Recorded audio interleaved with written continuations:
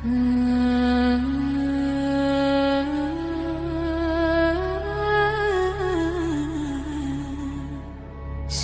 through the veil, pop the illusion, truth in the rhythm, break the confusion.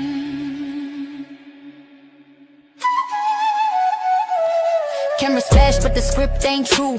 Pyramid wisdom, I see right through. Stage lights blinding, but I don't freeze. I walk with the ancients, I move with ease. Chains of deception, they try to bind, but I crack the code in the hieroglyph signs. Baseline heavy, truth in my chest. I rise like the Nile, I don't settle for less. Don't get hypnotized, don't fall for the show. Eyes wide open, now I know. Pop the illusion, break the spell. Truth in the rhythm, I know it well. Pop the illusion, don't be deceived. Eyes wide open, now I believe.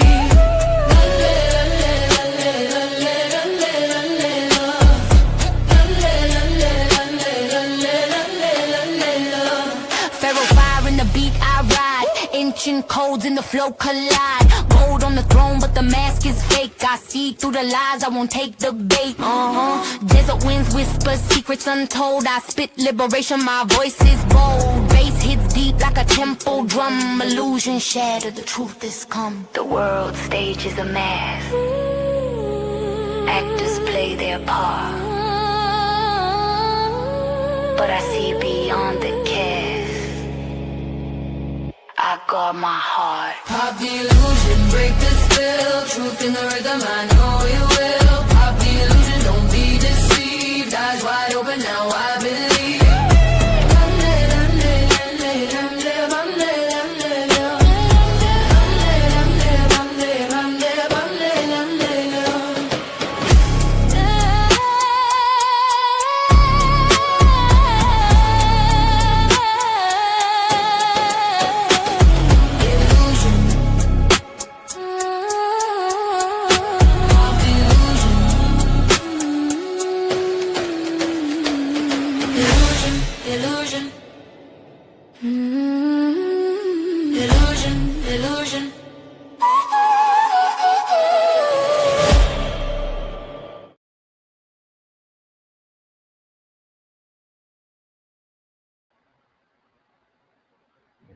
Welcome to the War Room. Glad to have everybody here tonight.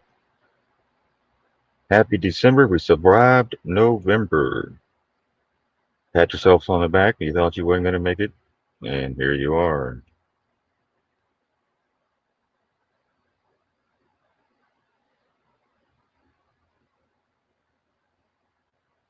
Happy December. Let me get everything set up here. Here we go. Got the TT88.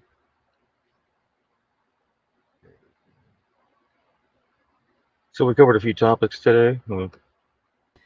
You're just rubber banding. Oh, I'm rubber banding.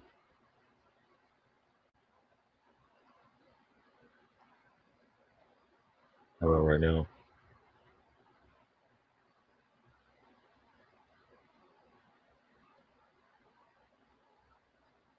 Can you all hear me? Yeah, you're good. All right. Let me get the chat up on the screen here. Comments.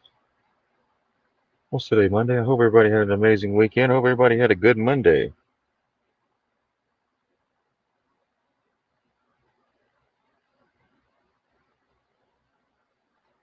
Just the chat on the screen. There we go. Got that up. Hello, everyone. Yeah, you got two different versions of YouTube, right? One's for the phone. One's for the phone. Cat, like for instance, you see Cat Mondu is watching from the phone version of the YouTube because you have the landscape and the other one, the horizontal or portrait, something like that. Also, we got Susie watching from the phone. It kind of shows a little icon over here to the right of the screen of the different. Then we have, they're watching from the regular version. This is for your TV. Right? The regular version is for like if you're watching on your YouTube from your smart TV, and then there's the version for your phone. It's two different layouts. So if you're watching from your smart TV and it looks like a phone, just back out and go into the channel in the War Room on YouTube, and you'll find the correct one. But if this doesn't work out, I'll just stop doing it. This is some new option that they have. It's called Mars. You know, I think we're on Mars. I think they're trying to tell us we're on Mars or something.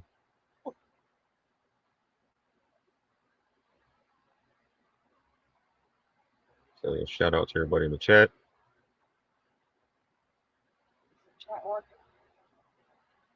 Also, we uploaded this morning's chat in on Rumble.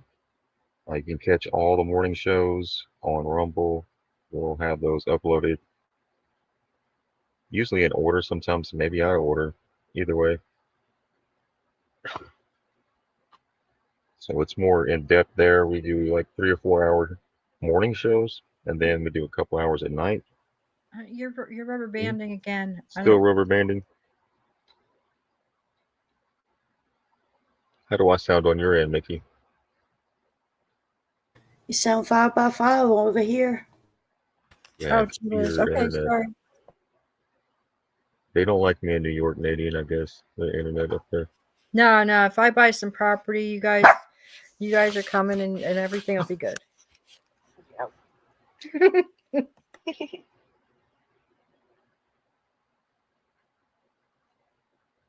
All right, so if you weren't in the chat this morning on Telegram, we'll go ahead and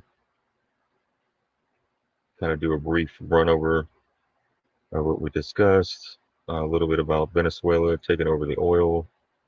They have the #1 oil reserves, right?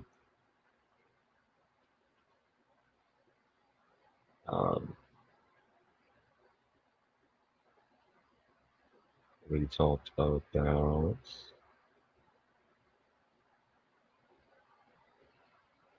the Great Depression, right? The Tariff Depression. The 19. From 1929, the stock market crashed the day before, and then they had the Gatsby event just before that, right? Yes. So it was like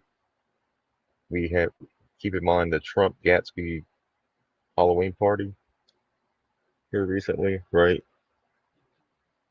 When they stock market crashed, Right. the rich bought up the stocks at low price, got even richer. Right, it's 2024. So, and then they went into the Great Depression, right? Same thing's happening again. Right before that was tariffs, which we went over that this morning as well. Also, why billionaires are selling everything. Yeah, because they know what's coming. That's what they do. They sell off stocks so they can come back and buy it even cheaper. Right. Which that could signal something between now and 6 to 12 to 18 months from now. You may see something to that effect. Like a black swan event. It's usually a financial.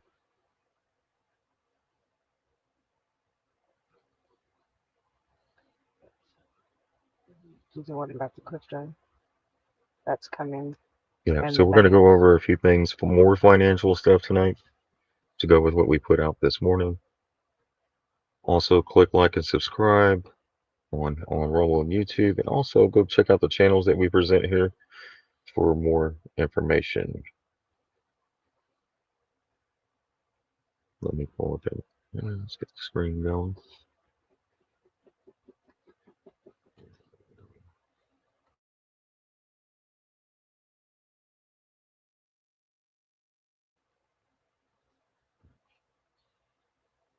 Get them nice screen there. All right, here we go.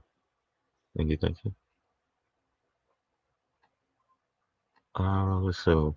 So we have the 5-stage bank collapse, the pattern. 4 countries lost 90% of banks. USA, stage 3 begins January 2026. Maybe that's why the National Guard's kind of like being put in place in advance of something like this, because Chaos. of the chaos that it could create, right? Bank runs, like we talked about the bank runs. Bank runs, yeah, Panic. panic, yeah. Also, the $37 trillion Bitcoin confiscation, Trump's executive order for four-stage playbook, the 1933 pattern is repeating. Yes, that's what we talked about this morning because it's history repeating. Except for in 1933, it was the gold. This time it's the Bitcoin.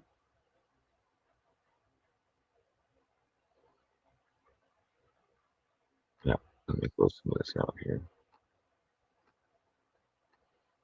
Make sure we get a good. But so let's open this. The collapse here. The 16th largest bank in America, $212 billion in assets.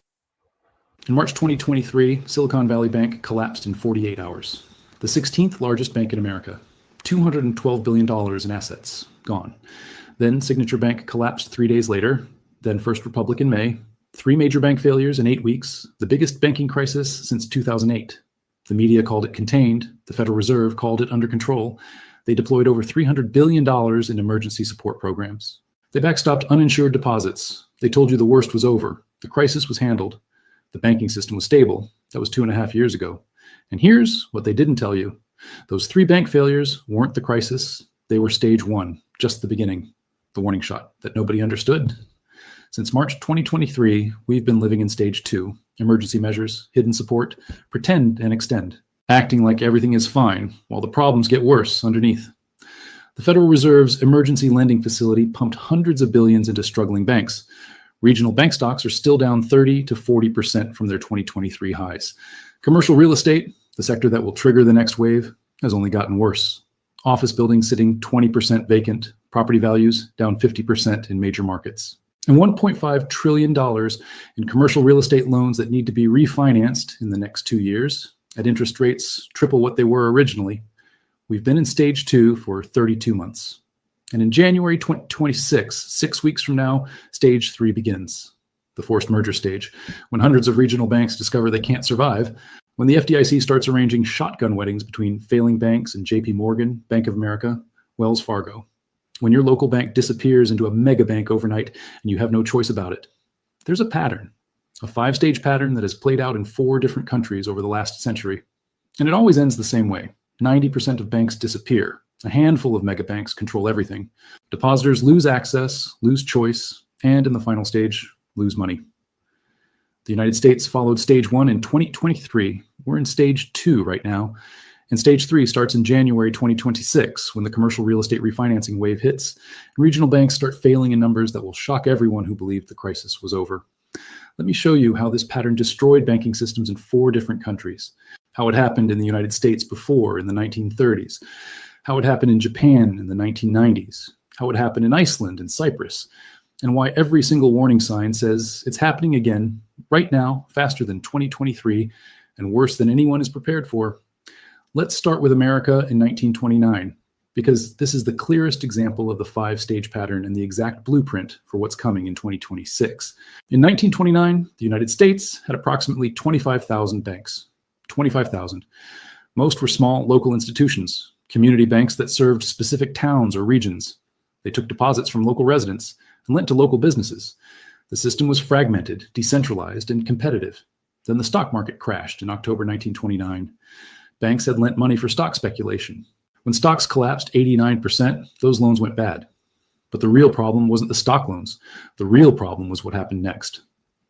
Stage 1 began in late 1929. Regional stress. Small banks in agricultural areas started failing. Farmers couldn't repay loans because crop prices had collapsed. Rural banks that had lent to farmers took losses. Depositors heard about failures and started withdrawing their money from any bank that seemed weak. Bank runs accelerated. In 1930, 1,252 banks failed. Not huge banks. Regional and community banks. Stage 2 was emergency measures. The Federal Reserve could have acted aggressively. They could have flooded the system with liquidity. They didn't. They thought the failures were healthy, clearing out weak banks. So the failures continued. In 1931, 2,294 banks failed. In 1932, 456 banks failed. Over 5,000 banks gone in 3 years. But here's the key. These weren't random failures. This was consolidation. Every time a small bank failed, a larger bank absorbed its deposits and assets. JP Morgan, Chase, Bank of America. These institutions grew larger with every crisis. They had the capital to survive. They had the connections to get Federal Reserve support. And they used the crisis to eliminate competition. Stage 3 was forced mergers. By 1933, it became official policy. The government actively encouraged consolidation. Healthy banks were pushed to absorb failing banks. The FDIC was created in 1933, and one of its functions was to arrange these mergers. If you were a small bank and got into trouble, you didn't get a bailout. You got absorbed. Your depositors' accounts transferred to a larger bank. Your independence gone. Stage 4 was deposit seizures. This happened differently than you might think. In 1933, Roosevelt declared a bank holiday. All banks closed for 4 days. When they reopened, only banks deemed sound by government inspectors were allowed to operate. If your bank didn't reopen, your deposits were frozen. Trapped. You eventually got some money back, but not all of it, and not when you needed it. This was a partial confiscation through forced closure. Stage 5 was oligopoly control. By 1934, the United States had 14,000 banks, down from 25,000 just 5 years earlier, 10,000 banks eliminated. And the consolidation continued for decades. By 1980, there were 14,400 banks. By 2000, 8,300 banks. By 2020, just 4,300 banks. Today, the 4 largest banks in America, JP Morgan, Bank of America, Wells Fargo, and Citigroup, hold 45% of all deposits. 4 banks, nearly half of all money. The 1930s crisis didn't just eliminate weak banks, it restructured American banking into an oligopoly controlled by a handful of institutions. And it happened through the exact 5-stage pattern we're following right now. The pattern in the 1930s was regional stress in rural areas, emergency measures that didn't stop the bleeding, forced mergers as official policy, deposit freezes and partial confiscation, and oligopoly control that persists 90 years later. Now let's jump forward 60 years to Japan in the 1990s. Different country, different era, but the exact same pattern. In 1990, Japan had 21 major banks, plus hundreds of smaller regional banks. The Japanese banking system was considered the strongest in the world. Japanese banks were the largest on earth by assets, and then the real estate bubble collapsed. Japanese property prices had increased 300% during the 1980s. Banks lent trillions against real estate, assuming prices would keep rising. When the bubble burst in 1990, property values fell 60% over the next decade. All those real estate loans went bad. Banks were sitting on massive losses but didn't admit it. They kept the bad loans on their books at inflated values and pretended everything was fine. Stage 1 was regional stress. Smaller banks started showing problems first. Credit cooperatives, small regional banks, they'd lent heavily to local real estate developers. When developers couldn't repay, these banks were insolvent. But instead of admitting failure, the government let them continue operating. Zombie banks, dead but still moving. Stage 2 was emergency measures that lasted not months, but years. The Bank of Japan cut interest rates. The government created support programs. They allowed banks to hide their losses through accounting tricks. For nearly a decade, Japan pretended their banking system was healthy while it was actually bankrupt. This is what economists call the lost decade. But it was really a slow-motion bank consolidation disguised as temporary support. Stage 3 was forced mergers starting in 1999. The government finally admitted the problem was too big to hide. They started forcing bank mergers. In 1999, Industrial Bank of Japan, Dai-ichi Kangyo Bank, and Fuji Bank were forced to merge into Mizuho Financial Group. In 2001, Sakura Bank and Sumitomo Bank merged. In 2005, UFJ Bank merged with Mitsubishi Tokyo Financial Group. These weren't voluntary partnerships. These were government-directed consolidations to create banks large enough to absorb the losses without completely collapsing. 21 major banks became 3 megabank groups: Mitsubishi UFJ, Sumitomo Mitsui, and Mizuho. Stage 4 was deposit seizures through inflation and financial repression. The Bank of Japan held interest rates at 0 for over 20 years. If you had money in a savings account, you earned nothing. Meanwhile, inflation averaged 1 to 2% annually. Your deposits lost purchasing power every year. This was a slow confiscation, not dramatic like a bank holiday, but just as effective. Depositors subsidized the bank's bad loans through 0 interest rates that destroyed savings.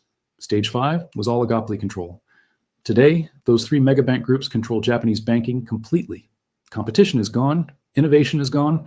Small businesses can't get loans from local banks because local banks don't exist anymore. Everything flows through three institutions that are effectively too big to fail and too big to prosecute. Japan's pattern was real estate bubble collapse, creating regional stress emergency measures, and zombie banks for a decade forced mega mergers to hide losses, deposit confiscation through zero interest rates, and oligopoly control by three banks that still dominate 25 years later. Now let's look at Cyprus in 2013 because this is the most recent and most extreme example, and it's the model for what deposit seizures look like in the modern era. Cyprus is a small country, 3 million people, but it had become a banking center for Russian and European money. Cypriot banks held deposits worth 800% of the country's GDP, 8 times the entire economy. These banks had taken that money and invested it in Greek government bonds. When Greece went bankrupt in 2011 and restructured its debt, Cypriot banks lost billions. By 2013, Cyprus's 2 largest banks, Bank of Cyprus and Laiki Bank, were insolvent. They needed 10 billion euros to survive. But Cyprus's entire GDP was only 18 billion euros. The government couldn't bail them out, so they did something unprecedented. Stage 1 was regional stress. Laiki Bank and Bank of Cyprus announced massive losses. Depositors started withdrawing money. Bank runs began. The banks were hours from collapse. Stage 2 was emergency measures, but this time the emergency lasted only days. The European Central Bank gave Cyprus a deadline. Fix your banks or we cut off emergency liquidity. You have 1 week. Stage 3 was forced merger. Laiki Bank, the second largest bank, was shut down. Its assets were transferred to Bank of Cyprus overnight. Depositors woke up and their bank no longer existed. Stage 4 was deposit seizures. And this is where it gets scary because this is the blueprint everyone is watching. The Cyprus government announced that deposits over 100,000 euros would be bailed in to save the bank. Bailed in means your deposit becomes bank equity. You don't own cash anymore, you own worthless shares in a bankrupt bank. At Bank of Cyprus, depositors with over 100,000 euros lost 47.5% of everything above that threshold. If you had 200,000 euros in your account, you lost 47,500 euros. Gone. Confiscated. Not through taxes, through a bail-in. The government froze all accounts. ATMs limited to 100 euros per day. You couldn't wire money out. You couldn't write checks. Your money was trapped, and then 47.5% of it was taken to recapitalize the bank. Stage 5 was oligopoly control. After the crisis, Cyprus went from multiple banks to essentially one dominant bank. Bank of Cyprus absorbed everything. Competition eliminated, and the bail-in set a precedent that terrified depositors across Europe. Your bank deposit is not safe. It can be seized to save the bank. Legally, Cyprus's pattern was banking crisis from foreign exposure, 1 week emergency deadline, forced merger of second largest bank into largest, deposit bail-ins, taking 47.5% above 100,000 euros, and one bank controlling everything with a precedent that deposits can be seized. The pattern repeats. United States, 1930s, Japan, 1990s, 2000s, Cyprus, 2013. 5 stages, same sequence. Different countries, different decades, but identical consolidation ending with oligopoly control and depositors losing money. So let's define the pattern clearly, because once you see it, you'll recognize exactly where the United States is right now. Stage 1, regional stress. Small and regional banks show cracks first. They're exposed to a specific sector that collapses. Agricultural loans in the 1930s, real estate in Japan, Greek bonds in Cyprus. The stress starts in the periphery, not the center. The big banks look fine. The regional banks start failing. In the United States, in 2023, this was Silicon Valley Bank, Signature Bank, and First Republic. These weren't tiny banks. SVB was the 16th largest bank in America. But they weren't JP Morgan. They were regional, and they failed because they were exposed to the same risk. Rising interest rates destroyed the value of their bond portfolios, and their depositor base fled. Stage 2, emergency measures. The government and central banks step in with temporary support, liquidity facilities, backstops, guarantees. The goal is to stop the panic and prevent contagion. But here's the key. These measures don't fix the underlying problem. They just buy time. And during that time, the problem gets worse. In the United States right now, we're in stage 2. The Federal Reserve created the Bank Term Funding Program in March 2023. It expired in March 2024, but the stress hasn't gone away. Regional banks are still struggling. Their stock prices are still down 30 to 40%. Commercial real estate losses are still growing. We've been in stage 2 for 32 months, and it's about to end. Stage 3, forced mergers. When emergency measures can't extend any longer, regulators start forcing consolidation. Weak banks are merged into stronger banks. This is sold as necessary to protect depositors. But what it actually does is eliminate competition and concentrate power. The FDIC arranges these marriages. You don't get a choice. Your regional bank gets absorbed by a mega bank, and your account transfers automatically. The United States is about to enter stage 3 in January 2026. Why January? Because that's when the commercial real estate refinancing wave hits hardest. Banks holding commercial real estate loans that are maturing will discover they can't refinance them. A building that was worth $10 million in 2020 is worth $5 million now. The loan was for $7 million at 3.5% interest. Now it needs to refinance at 8% interest. The math doesn't work. The borrower defaults. The bank takes the building and realizes a massive loss. When that happens across hundreds of banks simultaneously, stage 3 begins. Stage 4, deposit seizures. This is the stage most people don't see coming. The legal framework for bail-ins already exists in the United States. It's called the Dodd-Frank Act, passed in 2010. Title II gives regulators the authority to resolve failing banks through bail-ins instead of bailouts. Your deposits above $250,000 are unsecured liabilities. That means they can be converted to equity to save the bank. Most people don't know this. Most people think FDIC insurance protects them completely. It doesn't. And when stage 4 begins, probably in 2027 or 2028, people will discover that their uninsured deposits can be taken just like in Cyprus. Stage 5, oligopoly control, the end state. After the crisis, banking is controlled by 3 to 5 megabanks. Competition is gone. These banks are too big to fail, too big to prosecute, too big to regulate. They set the terms, they control access to capital. And because there are no alternatives, you have no choice but to use them. The United States is already moving toward this. That's the pattern, 5 stages. Regional stress, emergency measures, forced mergers, deposit seizures, oligopoly control. It happened in the 1930s. It happened in Japan. It happened in Cyprus. And it's happening now in the United States. Let me show you exactly where we are and what's coming. Stage 1, March-May 2023. Silicon Valley Bank collapses March 10th. Signature Bank collapses March 12th. First Republic fails May 1st. The 16th, 29th, and 14th largest banks in America, gone in 8 weeks. Total assets, over $500 billion. The immediate cause was rising interest rates. These banks held long-term bonds purchased when rates were 1%. When the Fed raised rates to 5%, those bonds lost 30 to 40% of their value.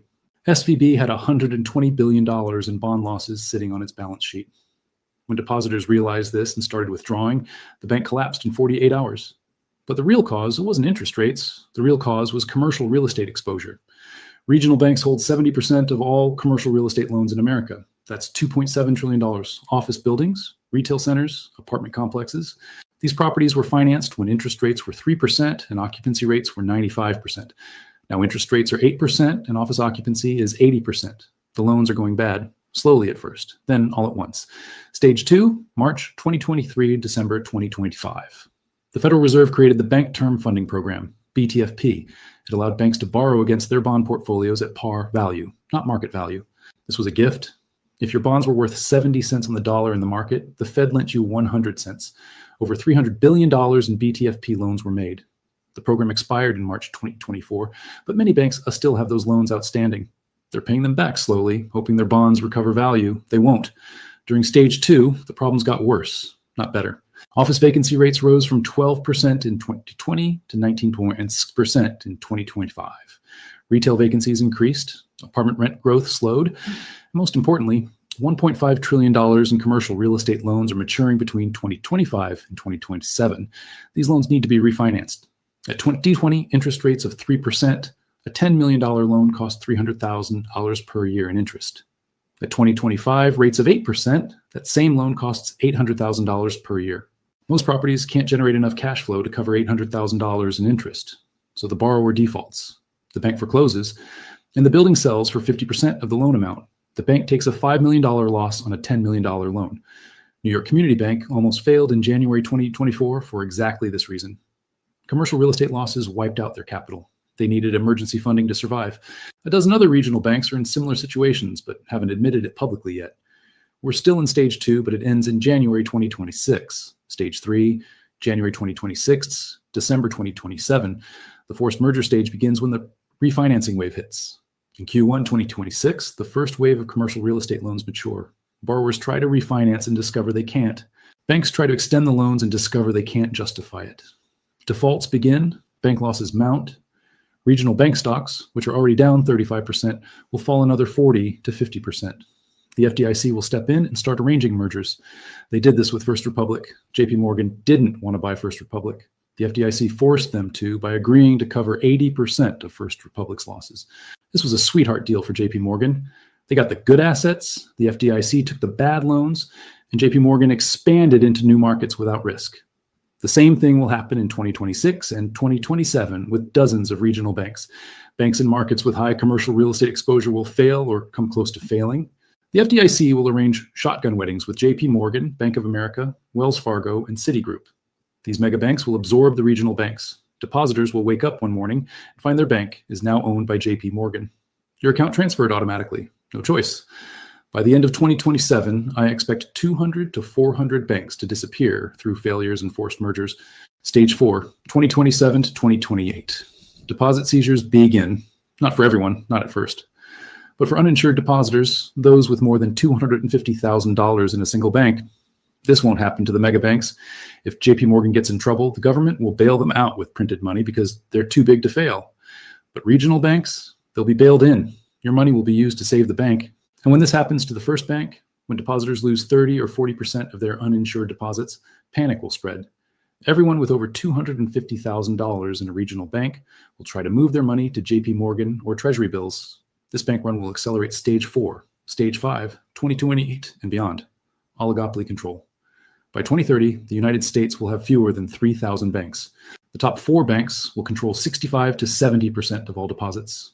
Regional banks will be nearly extinct. Community banks will serve only the smallest towns. And every American will do their banking with one of 4 institutions. These mega banks will have complete control. They'll set interest rates on deposits near zero. They'll charge fees for everything. They'll deny loans to anyone they consider risky, which will be anyone without perfect credit. Small businesses won't be able to get financing. Entrepreneurs won't be able to start companies. Economic growth will slow because capital will be controlled by institutions that prioritize safety over growth. This is the timeline. Stage 1 happened in 2023. Stage 2 is ending now. Stage 3 begins in January 2026, 6 weeks away. Stage 4 comes in 2027 or 2028. Stage 5 is the permanent state that follows. So let's be clear about what this means for you. If you have deposits in a regional bank, you need to understand that your bank might not exist in 2 years, not because it did anything wrong, not because it was mismanaged, but because the commercial real estate crisis is going to force consolidation that eliminates hundreds of banks. Your account will be transferred to JP Morgan or Bank of America or Wells Fargo. You won't have a choice. If you have more than $250,000 in any single bank, you need to understand that amount above the FDIC limit is at risk. Not today, but in 2027 or 2028, when stage 4 begins and bail-ins start happening. The Cyprus precedent is real. The Dodd-Frank legal framework exists. Your deposits can be seized to save a failing bank. If you think the government will protect you, remember what happened in every previous crisis. In the 1930s, they closed banks and froze deposits. In Japan, they let zombie banks operate for a decade while depositors earned zero interest. In Cyprus, they took 47.5% of uninsured deposits. The government protects the system. It doesn't protect you. The 5-stage pattern is absolute. It has happened 4 times in modern history. United States 1930s, Japan 1990s, Iceland 2008, Cyprus 2013. 4 different countries, 4 different decades. Same pattern, same outcome. Regional stress, emergency measures, forced mergers, deposit seizures, oligopoly control.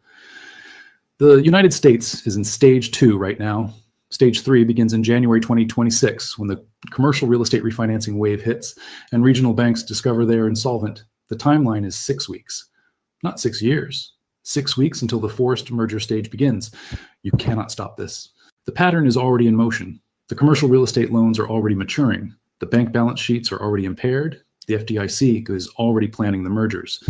This is happening whether you believe it or not, but you can protect yourself. The pattern has played out 4 times.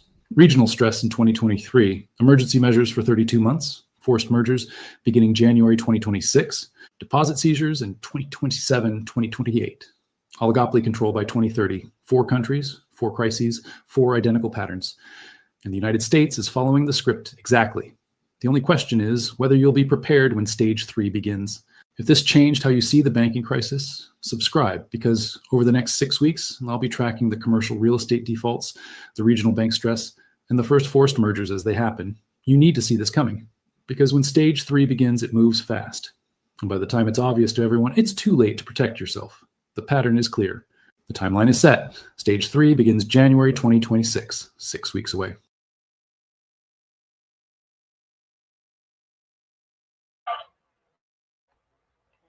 So that's what Mike was talking about, right? They only keep a little bit in the bank. Yeah. It's going to be all transferred to the mega banks, right? Which is going to collapse the smaller banks. And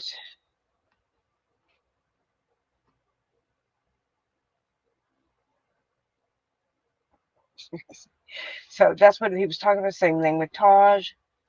Many others have been telling you about this. I don't know how long this will last, but that's definitely going to play out, right? So, like he was talking about, anything 250,000 or more, they'll absorb that, right? Banks will take that. Anything less than that will be merged into, they'll be copied from one bank all into the mega banks.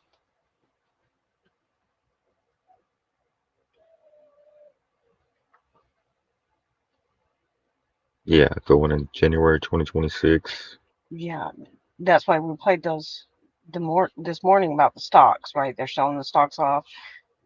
Right, History is repeating itself. That's why they know it's the same pattern, right. right? So that's what everyone's been warning. Well, not everyone. Most people's been warning about. So go into the crypto, and they'll understand why they want to do this, because they're wanting to put everyone on the digital. Same thing they did back then with the gold and silver to give us fiat money. So this channel is called Histo Fun. You just go click subscribe right there, get you the bell notification right there. That's how you do it. Make sure you got it all. Yeah, it's a very good Yeah. channel to keep updated on what's going on. Now that's just based on history. Based on history, yes. Right. And they It's can like- see, well, they can see the patterns, and everything they're doing is exactly what they did before, Right, right? So, like they were talking about the gold and silver, because they're going to do this with the digital currency, what we're fixing to play next. The gold and silver will be what you want to hang on to, right? Because you're going to need that.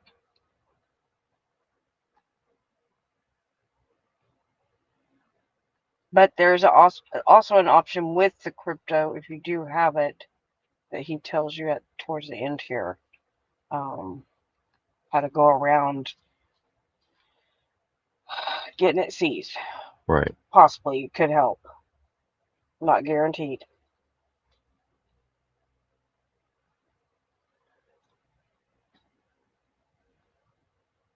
Right.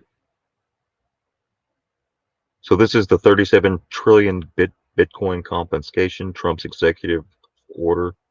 It's a 4-stage playbook, 1933 pattern repeating, right? Yep. So this is from even a different channel. We're talking about patterns and things repeating. Yeah. This is from the channel called Empire of Money on YouTube.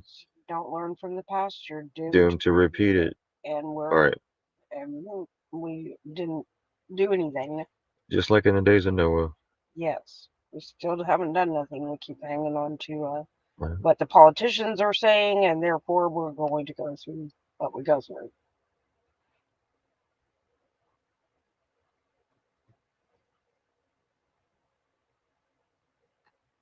President Trump signed an executive order establishing a strategic Bitcoin reserve.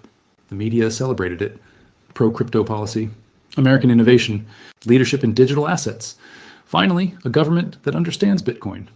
The price spiked. Crypto Twitter went crazy. Everyone called it bullish. Everyone except the people who actually read the order.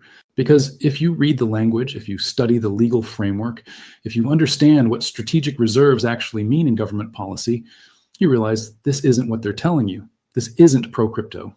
This is the setup for something else entirely, something that happened before. In 1933, when the government used almost identical language to confiscate gold from American citizens, revalue it, and erase 40% of the national debt overnight. They called that one a strategic national asset, too. They said it was essential to economic stability, too. They gave the Treasury authority to acquire and hold, too. And then they made it illegal to own gold for 41 years. Executive Order 6102, the greatest wealth confiscation in American history, exposed only after it was too late for anyone to do anything about it. The United States government owes $37 trillion. That debt cannot be paid through taxes, cannot be paid through spending cuts, cannot be paid through economic growth. The math doesn't work. There's only one way to eliminate unpayable debt: devaluation, strategic, calculated, invisible theft of purchasing power from everyone holding dollars. And the mechanism they're using is Bitcoin. Trump's executive order isn't about innovation. It's about creating the legal framework to confiscate your Bitcoin, revalue it at 10 times the price they paid you, and erase trillions in debt using your wealth. This is the 4-stage playbook. Stage 1, create legal authority. Stage 2, accumulate quietly. Stage 3, mandatory sale at below market price. Stage 4, revalue after confiscation. Stage 1 is complete. Trump signed it in January. Stage 2 is active right now. The government is accumulating Bitcoin through seizures, fines, and silent purchases. Stage 3 is coming. Based on the debt crisis timeline, mandatory Bitcoin sales to the Treasury will begin in 2026 or 2027, and Stage 4 follows immediately. After confiscation, the government revalues Bitcoin to $1 million per coin, creates trillions in balance sheet assets, and erases the debt. I'm going to show you exactly how this works. The line-by-line language in Trump's executive order that sets it up. The 1933 gold confiscation that proves this exact playbook has been executed before. The 4-stage pattern governments follow when they confiscate assets to eliminate debt. And most importantly, the timeline for when Stage 3 begins and what you must do before it's too late. Because once mandatory sale orders go out, your Bitcoin is gone. And you'll watch the government revalue it to $1 million while you hold worthless dollars. Let me start with 1933 because this is the blueprint. The exact playbook Trump's executive order is following. Word for word, structure for structure. In 1933, the United States was drowning in debt. The Great Depression had collapsed the economy. Unemployment was 25%. Banks were failing by the thousands. Deflation was destroying everything. And the government owed more debt than it could pay. The debt to GDP ratio had climbed to 40% and was accelerating toward 50%. For context, that was considered catastrophic at the time. President Franklin Roosevelt needed a solution, not economic growth. That would take decades, not spending cuts. Politically impossible during a depression, not higher taxes. You can't tax broke people. He needed to eliminate the debt quickly, quietly, and legally. So he confiscated gold and revalued it. Here's how it worked. At the time, the United States was on the gold standard. The dollar was defined as 1/20th of an ounce of gold. 1 ounce of gold equaled 20.67. This had been the price since 1879. For 54 years, gold was 20.67 per ounce. Your dollar was literally a claim on physical gold held by the government. You could walk into a bank, hand them a $20 bill, and receive 1 ounce of gold. The system worked because gold backed the dollar. Trust was absolute. But Roosevelt saw an opportunity. If the government owned all the gold, they could change the price. And changing the price would revalue their assets and devalue the debt simultaneously. So on April 5th, 1933, Roosevelt signed Executive Order 6102. The order had 3 key provisions. First, it declared gold a strategic national asset essential to economic stability. Sound familiar? Second, it gave the Treasury authority to acquire and hold gold on behalf of the United States. Third, it required all American citizens, partnerships, associations, and corporations to deliver all gold coin, gold bullion, and gold certificates to the Federal Reserve by May 1st, 1933. 26 days. The order made exceptions for small amounts. You could keep $100 in gold coins, about 5 ounces, enough for jewelry or collectibles. But anything more was illegal.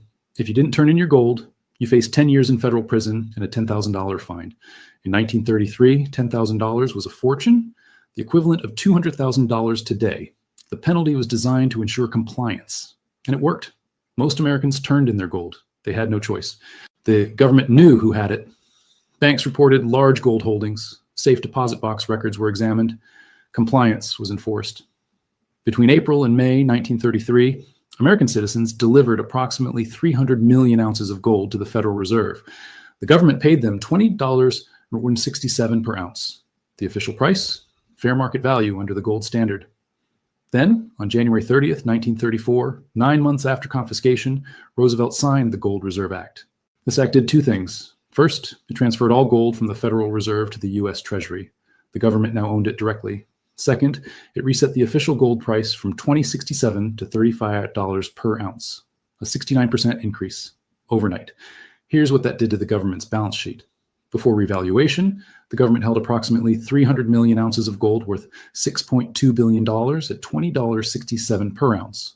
After revaluation, that same gold was worth $10.5 billion at $35 per ounce. The government created $4.3 billion in value out of thin air just by changing the accounting price. But here's the key. The debt didn't change in nominal terms. The government still owed the same number of dollars, but those dollars were now worth less relative to gold.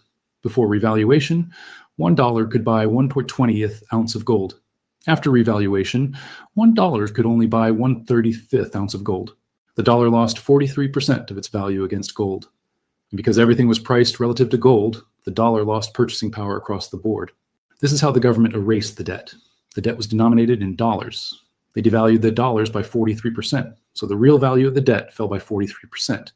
The government's debt to GDP ratio dropped from 40% to 25% within 5 years, not by paying the debt, by devaluing the currency it was denominated in. They stole purchasing power from every American holding dollars and transferred it to themselves in the form of reduced debt burden. And the Americans who turned in their gold, they received $20.67 per ounce. They watched the government immediately revalue it to $35. They lost 43% of their wealth. And they couldn't buy gold again because it was illegal. The government made gold ownership a federal crime. You couldn't own more than $100 in gold coins until 1974, 41 years. Anyone who held gold through the confiscation, who refused to comply, who hid their gold, saw it go from $20.67 to $35 to $100 by the 1970s to $850 by 1980. They multiplied their wealth 40-fold while those who complied lost everything. This is the playbook. Confiscate at the official low price, revalue at the higher price, erase debt through devaluation, legal, constitutional, precedented. And it's happening again right now with Bitcoin. Let me show you Trump's executive order line by line because the parallels are exact. The order is titled, Strengthening American Leadership in Digital Financial Technology. Compare that to Executive Order 6102, titled, Forbidding the Hoarding of Gold Coin, Gold Bullion, and Gold Certificates. Different asset, same structure.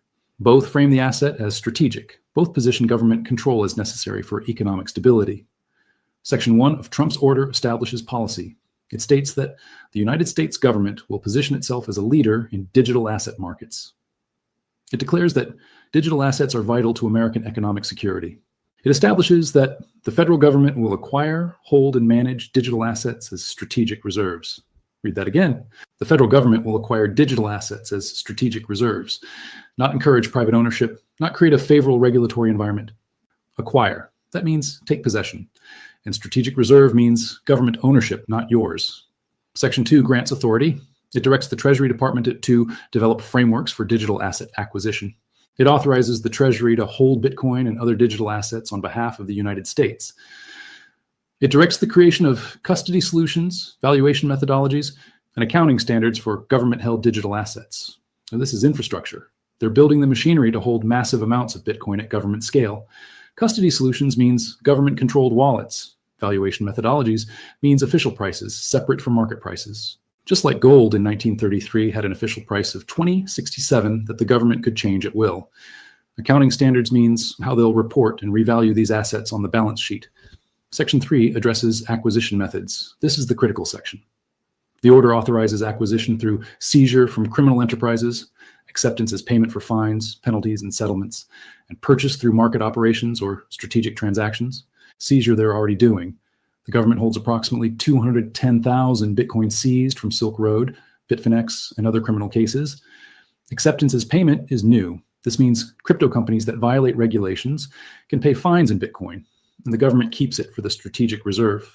Purchase through strategic transactions means buying. But notice what the order doesn't say. It doesn't set limits. It doesn't cap the amount they can acquire. It doesn't define what strategic means. This is intentional vagueness that allows unlimited acquisition. Now compare this to Executive Order 6102. That order declared gold a strategic asset.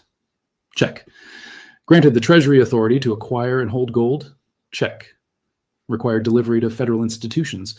Trump's order doesn't require delivery yet, but the legal framework exists to add that provision later through regulation or subsequent executive action. The pattern is identical. The difference is timing. In 1933, Roosevelt went straight to confiscation because the system was already broken and he needed to act immediately. In 2025, Trump is building the infrastructure first. Stage 1, create legal authority. Stage 2, accumulate quietly. Stage 3, mandatory sale. Stage 4, revalue. The playbook is the same. It's just being executed more gradually because the crisis hasn't peaked yet. So let's define the 4-stage pattern clearly because this is how government asset confiscation works. Stage 1, legal framework. The government creates the legal authority to acquire, hold, and value the asset. They declare it strategic. They grant agencies the power to take possession. They establish that government ownership is necessary for national security or economic stability. This stage happens quietly. Most people don't notice because it's just bureaucratic language in an executive order or legislation. Trump's executive order completed stage 1 on January 23rd, 2025. The legal framework exists. The Treasury has authority. The strategic reserve designation is established. Stage 1 is done. Stage 2, quiet accumulation. The government begins acquiring the asset before announcing their intentions publicly. They use mechanisms that don't spike the market price, seizures, fines, strategic purchases through intermediaries, over-the-counter deals that don't appear on exchanges. The goal is to accumulate as much as possible at low prices before the public realizes what's happening. The US government currently holds 210,000 Bitcoin. That's about $21 billion at current prices. But the target, according to Senator Cynthia Lummis's Bitcoin Act, is 1 million Bitcoin. That's $100 billion at today's prices. They need to acquire another 790,000 Bitcoin without spiking the market. So they're doing it quietly. Seizures are accelerating. Every major crypto crime results in government acquisition. Bitfinex hack, 120,000 Bitcoin seized. Silk Road, 69,000 Bitcoin seized. Every ransomware case, every exchange that violates regulations, the government is taking Bitcoin and adding it to the reserve. Fines paid in Bitcoin are new. Companies like Binance, Coinbase, Kraken, when they settle regulatory violations, they can now pay in Bitcoin. The government keeps it. Strategic purchases are happening through proxies. The Treasury isn't publicly buying Bitcoin on Coinbase. They're using intermediaries, OTC desks, and private transactions that don't show up in market data. Stage 2 is active right now. The accumulation is happening, and it will continue through 2025 and into 2026 until they reach the target or until the crisis forces Stage 3. Stage 3, mandatory sale. This is the confiscation stage. A crisis occurs, debt ceiling, dollar collapse, banking crisis, major economic emergency. The government declares that the crisis requires extraordinary measures.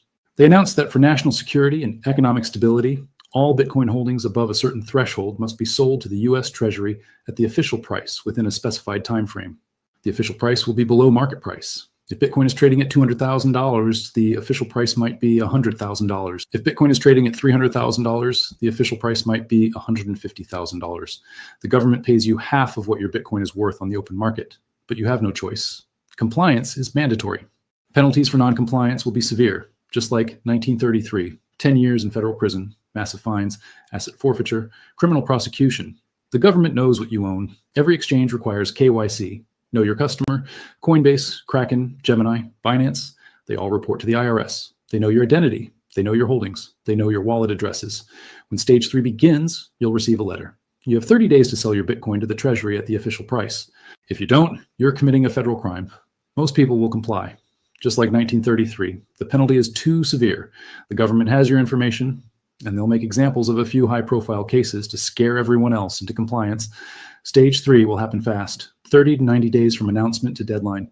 The government will collect millions of Bitcoin from American citizens at below market prices. Stage 4, revaluation. After collecting the Bitcoin through mandatory sale, the government revalues it. They announce that for purposes of the US balance sheet, Bitcoin will be valued not at the price they paid you, but at a much higher official price. Let's say they collect 1 million Bitcoin through stage 3 mandatory sales. They pay an average of $120,000 per Bitcoin. That's $120 billion in acquisition cost. Then they revalue Bitcoin to $1 million per coin for balance sheet purposes. Suddenly, the government holds $1 trillion in Bitcoin reserves. They created $880 billion in value out of thin air just by changing the accounting price, just like gold in 1934. But it's not just accounting. When the US government, the largest Bitcoin holder in the world, declares Bitcoin is worth $1 million for strategic reserve purposes, the market follows. Not immediately to $1 million, but Bitcoin reprices upward dramatically. $200,000 becomes $400,000, becomes $700,000 over 12 to 18 months. Close enough to the official valuation that the government's math works. And as Bitcoin rises 5x to 10x from where it was during stage 3 confiscation, the dollar collapses. Because the revaluation of Bitcoin upward is the devaluation of the dollar downward. They're the same event. When Bitcoin goes from $100,000 to 1 million, that's not Bitcoin gaining value. That's the dollar losing 90% of its value. Food prices multiply by 5. Energy prices multiply by 5. Housing costs explode. Everything denominated in dollars becomes worth 90% less in real terms, including government debt. The government owes $37 trillion nominally. But after the dollar collapses 90% in real value, that debt is only worth $3.7 trillion in real terms. They erased $33 trillion in debt burden through Bitcoin revaluation and dollar devaluation. And you, the person who sold your Bitcoin at $120,000 during stage 3, you watch it get revalued to $1 million, but you can't benefit. You're stuck holding devalued dollars. The government stole your Bitcoin for half price, revalued it to 10x, and used it to erase debt. You were robbed legally. That's the 4-stage pattern. Legal framework: quiet accumulation, mandatory sale, revaluation. And the United States is in stage 2 right now. Now let me show you exactly where we are and what's coming. Stage 1 is complete. Trump signed the executive order January 23rd, 2025. The legal authority exists. The strategic reserve designation is established. The Treasury has acquisition powers. The valuation methodology framework is in place. Done. Stage 2 is active. The government holds 210,000 Bitcoin right now. They're accumulating toward the 1 million Bitcoin target. Senator Loomis introduced the Bitcoin Act in July 2024. The bill proposes acquiring 1 million Bitcoin over 5 years and holding it for at least 20 years. This is the official legislative framework. It hasn't passed yet, but Trump's executive order doesn't need congressional approval. He's acting through executive authority. The accumulation is happening quietly. Every criminal case involving crypto results in more Bitcoin going to the Treasury. Every regulatory settlement now includes the option to pay fines in Bitcoin. And strategic purchases are happening through intermediaries that don't report to public exchanges. The government is building toward 1 million Bitcoin at prices below $150,000, while the market is distracted by bullish narratives. Stage 2 will continue through 2025 and possibly into early 2026. The government wants to accumulate as much Bitcoin as possible before stage 3 because once they announce mandatory sales, the window closes. They want maximum holdings at minimum prices. Then they revalue. Stage 3 is coming. The trigger will be a crisis. It always is. The government needs justification for extraordinary measures. In 1933, it was the Great Depression and banking collapse. In 2025, 2026, it will likely be one of 3 triggers. First, debt ceiling crisis. The US government hit the debt ceiling again in January 2025. The Treasury is using extraordinary measures to avoid default. But those measures run out by summer 2025. If Congress doesn't raise the ceiling, the government faces default or shutdown. This creates the emergency justification for mandatory Bitcoin sales to raise funds and stabilize the balance sheet. Second, banking crisis. Commercial real estate defaults are accelerating. Regional banks are failing. This was previewed in 2023 with Silicon Valley Bank, Signature Bank, and First Republic. More failures are coming in 2025 to 2026 as $1.5 trillion in commercial real estate loans mature and can't be refinanced. When multiple banks fail simultaneously, the government declares a financial emergency and implements mandatory Bitcoin sales as part of the stabilization package. Third, dollar crisis. Foreign holders of US treasuries are selling. China, Japan, and others are reducing dollar reserves. If this accelerates into a dollar dump, the government needs to stabilize the currency. They announced that the dollar will be backed by Bitcoin and gold reserves. But first, they need to confiscate Bitcoin from citizens to build the reserve. Mandatory sale under emergency powers.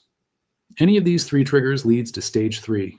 Based on current timelines, the debt ceiling crisis could trigger as early as summer 2025. When stage 3 is announced, it will happen fast. The government will give 30 to 90 days for compliance. You'll receive notice through registered mail. You must sell your Bitcoin to the US Treasury at the official price by the deadline. The official price will be 40% to 60% below market value. Stage 4 follows immediately. Within weeks or months of collecting Bitcoin through mandatory sales, the government announces the revaluation. Bitcoin is now valued at $1 million per coin for US strategic reserve purposes. The government's balance sheet explodes. They hold $1 trillion in Bitcoin assets acquired for $120 billion. They created $880 billion in value. They use this to offset debt, stabilize the dollar narrative, and erase trillions in real debt burden through the inflation that follows. You, the person who sold at $120,000, watch Bitcoin go to $400,000, then $700,000, then approach $1 million over the next 12 to 24 months. You can't participate. Your Bitcoin is gone. You hold devalued dollars that buy 70% less than they did before. The government wins. You lose. This is the timeline. Stage 1 complete, Stage 2 active, Stage 3 coming 2025, 2027, Stage 4 immediately after. The pattern is in motion. Let me be absolutely clear about what this means for you. If you hold Bitcoin on an exchange, Coinbase, Kraken, Gemini, Binance, the government knows. They have your name. They have your holdings. They know your wallet addresses. When Stage 3 begins, compliance is not optional. They will send you a letter. You will comply or you will be prosecuted. Your Bitcoin will be confiscated at below market price. If you hold Bitcoin in self-custody in a hardware wallet you control, you have more options, but not immunity. The government will still send you a letter based on your exchange purchase history. They know you bought Bitcoin. They know approximately how much. If you claim you lost it, they may demand proof. If you refuse to comply, you risk prosecution. But proving you still have Bitcoin in a wallet they can't access is difficult. This is where non-compliance becomes possible, but risky. The choice will be comply and lose 40% to 60% of your Bitcoin value immediately, or refuse and risk 10 years in federal prison. Most people will comply. Some will not. Those who don't, who successfully hide their Bitcoin through self-custody, will watch it appreciate 5x to 10x as the government revalues it. But they'll be outside the law. They'll be unable to sell on regulated exchanges. They'll hold a massively valuable asset they can't legally spend. Here's what you need to do right now. First, move your Bitcoin to self-custody immediately. Get it off exchanges. If it's on Coinbase, withdraw it to a hardware wallet you control. Trezor, Ledger, Coldcard, not your keys, not your coins. If the government orders exchanges to freeze accounts and transfer Bitcoin to the Treasury, exchange-held Bitcoin will be gone instantly. Self-custody gives you options. Second, minimize your KYC exposure. Every Bitcoin you buy on a US exchange creates a record. They know you have it. For future acquisitions, consider peer-to-peer platforms where you buy from individuals without exchange involvement. Consider Bitcoin ATMs that don't require ID for small amounts. The goal is to acquire Bitcoin that isn't in government databases. Third, consider geographic diversification. If you hold significant Bitcoin, consider storing it internationally. Hardware wallet in a safe deposit box in Switzerland or Singapore, jurisdictions that won't comply with US confiscation orders. If your Bitcoin isn't physically in the US and isn't held by a US entity, enforcement becomes nearly impossible. Fourth, have a compliance strategy before the order comes. Decide now what you'll do when Stage 3 begins. Will you comply and accept the loss? Will you claim you lost your Bitcoin in a boating accident? Will you hold through non-compliance and risk prosecution? Make this decision now, not in panic when the letter arrives. Know your risk tolerance. Fifth, diversify into other hard assets. Don't put everything in Bitcoin. The government may confiscate Bitcoin specifically, but they can't confiscate gold the same way in 2025 that they did in 1933. Too many people hold gold internationally. Too much gold is privately vaulted outside the banking system. Diversify into physical gold, real estate, other assets the government can't easily seize. The 4-stage pattern is absolute. It worked in 1933 with gold. It's working now with Bitcoin. Legal framework established, quiet accumulation active, mandatory sale coming, revaluation after confiscation. The United States government is executing the largest wealth transfer in history, and they're using Bitcoin to erase $37 trillion in debt. Stage 1 is complete. Trump's executive order created the legal authority on January 23rd, 2025. Stage 2 is active. The government is accumulating 1 million Bitcoin through seizures, fines, and silent purchases. Stage 3 is coming between late 2025 and mid-2027, when a crisis triggers mandatory sale at below market prices. And Stage 4 follows immediately. Bitcoin revalued to $1 million, government creates $1 trillion in assets, debt erased through dollar devaluation. The parallel to 1933 is exact. The executive order language is nearly identical. The legal framework is the same. The mechanism is identical. The outcome will be identical. Those who comply will lose 40% to 60% of their Bitcoin value immediately, and another 70% to 90% of their purchasing power through inflation. Those who don't comply will either be prosecuted or become wealthy by holding through the revaluation outside the legal system. 4 stages, 1 playbook, 92 years between execution, gold in 1933, Bitcoin in 2025. Same pattern, same outcome. The government wins. You lose, unless you see it coming and position accordingly. If this showed you a pattern you didn't recognize, if you understand now that Trump's Bitcoin executive order isn't pro-crypto, but the setup for the largest confiscation in history, subscribe. Because over the next 18 to 24 months, I'll track every signal that stage 3 is approaching, every new Bitcoin seizure, every regulatory settlement paid in Bitcoin, every sign that the accumulation target is approaching, every crisis that could trigger mandatory sale. This is not financial advice. This is pattern recognition. The pattern from 1933 is repeating in 2025. Executive Order 6102 confiscated gold. Trump's executive order will confiscate Bitcoin. Legal framework complete. Accumulation active. Confiscation coming. Revaluation after. The $37 trillion debt will be erased using your Bitcoin. Position yourself accordingly. 4 stages. The playbook is clear. Stage 3 is coming. You have 18 to 30 months. The choice is yours.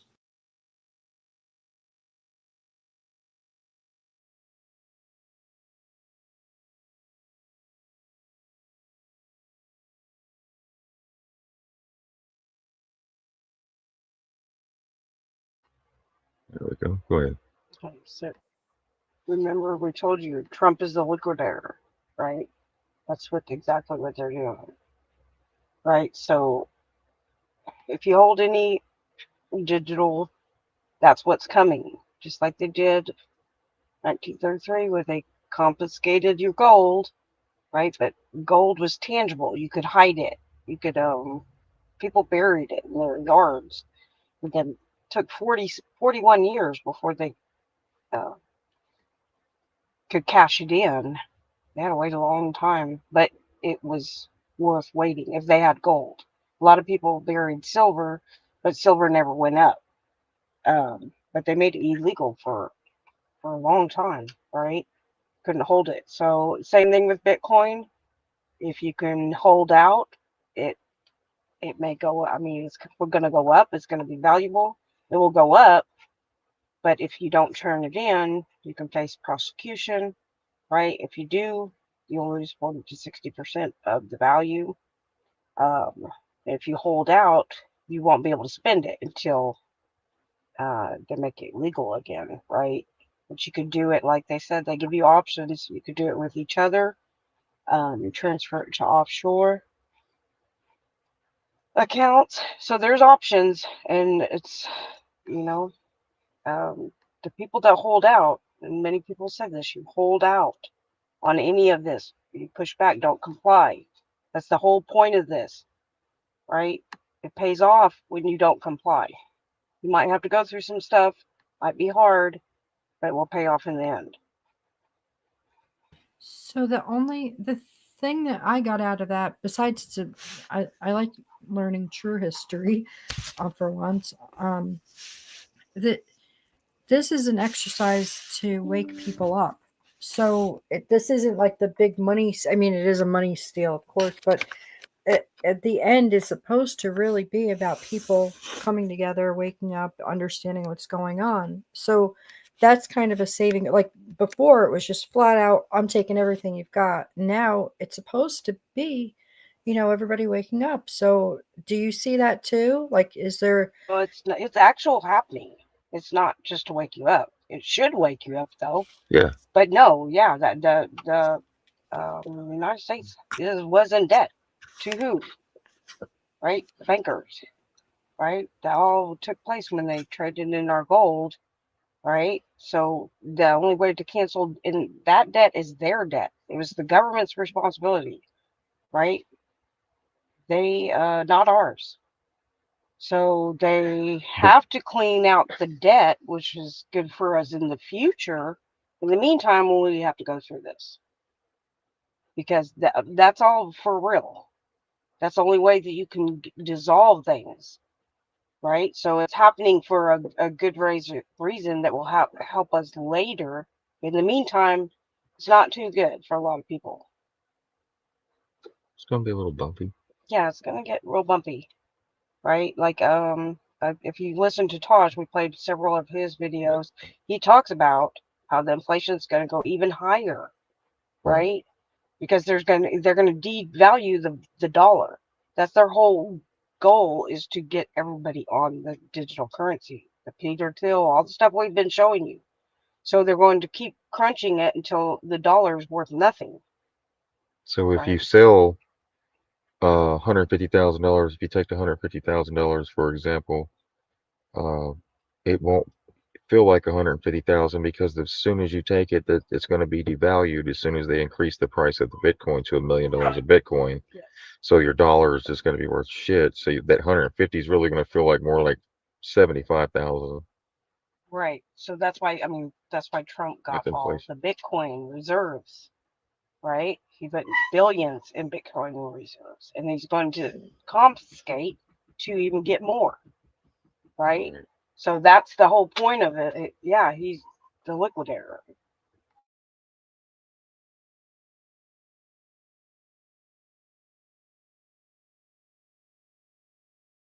Obsession, and that's it. So in ancient Rome, they gave the people bread and circuses. They kept the populace busy with entertainment. But other dictatorships use other strategies to control ideas, the knowledge. How do they do that? Lower education, they limit culture, censor information, they censor any means of individual expression. And it's important to remember this, that this is a pattern that repeats itself throughout history.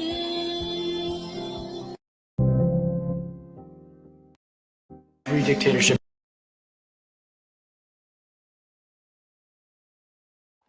Right. It's a pattern that repeats itself over time. Right. And here's the part of the movie where we're at. This is parenting from like the 70s. I think maybe he likes this one. But this is where we're at, right?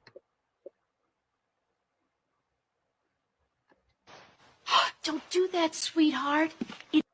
This is where we're at, right? When you're trying to tell somebody Yeah. something, Yes. right?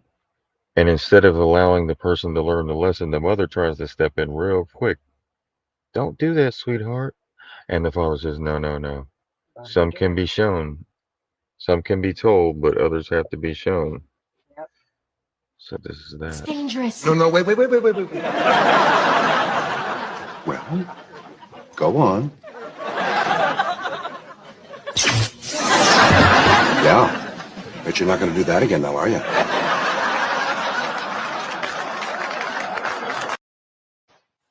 Don't do that, sweetheart. It's dangerous. No, wait. Well, go on. Yeah. Bet you're not going to do that again now, are you? Right. Right? Yeah, good It's all times, about how do good times. you teach. Some people teach differently. I don't know. You gotta some they want to put some people want to put knee pads and helmets on their kids when they ride a bicycle, but they still, regardless of what you put on them, they're still gonna get hurt. But So you gotta let them learn the lesson. You gotta let them put the fork in the socket. if you bought gold and silver, that's the way to go. If you bought into the digital, that's when you have to worry about that.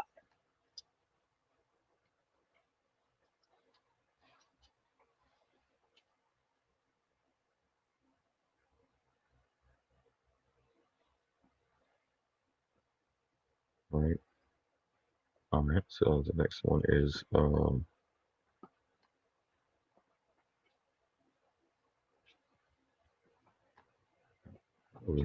here we go.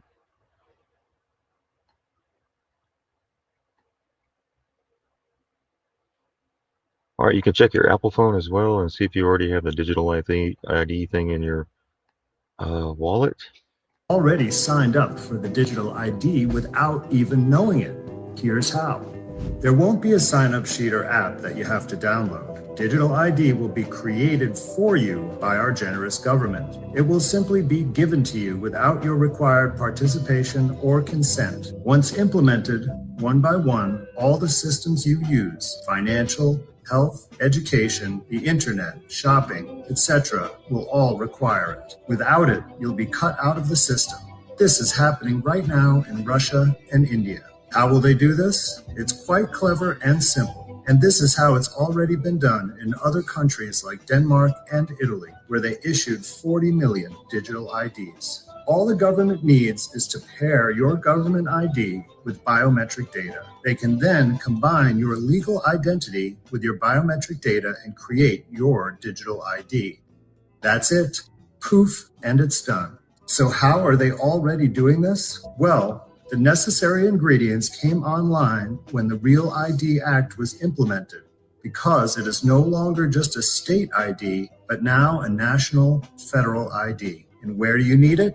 At the airport. The airport is where TSA set up their biometric face scanners. That's the data that's combined when you show your Real ID or another federal ID. That combination is the recipe for a digital ID, and you're creating it without even realizing it. So, the most important step you can take is to opt out of TSA's facial scanners every time you fly, and never provide biometric data to anyone. Without the biometrics, no digital ID can be created.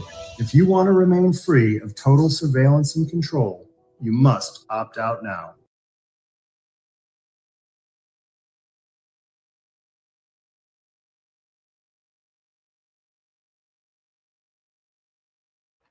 And I got a video for how to opt out.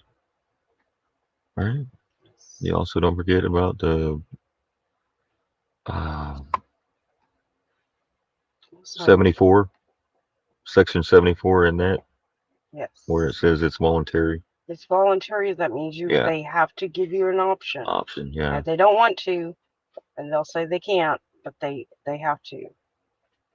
Also, I'm trying to find the thing that TSA is going to charge $45 fee if you don't use your Real ID to fly. So they're going to make it more and more inconvenient if you don't. Might want to drive. Yeah, that's gas money. Yeah.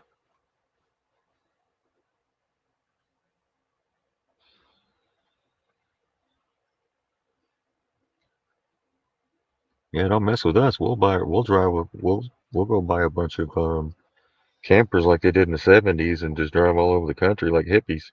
Right? Yeah. Heck yeah. That's what probably we should be doing. We'll be caravanning. Be on the move at all times. History repeating itself. Yeah, for real. Yeah.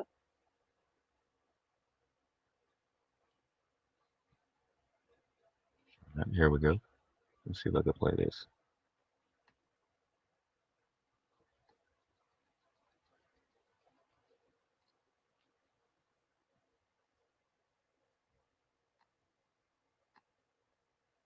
Have their Real ID yet. What is your advice to them? What should they do? So if you so two things. One, if they have their Real ID, and one, if they don't have their Real ID. If they don't have a Real ID, then they should never get one. Hold on, let me try to play this right here. Yeah, this is a little wonky. Looking for the volume button, it doesn't have it right here. I'm gonna have to play it.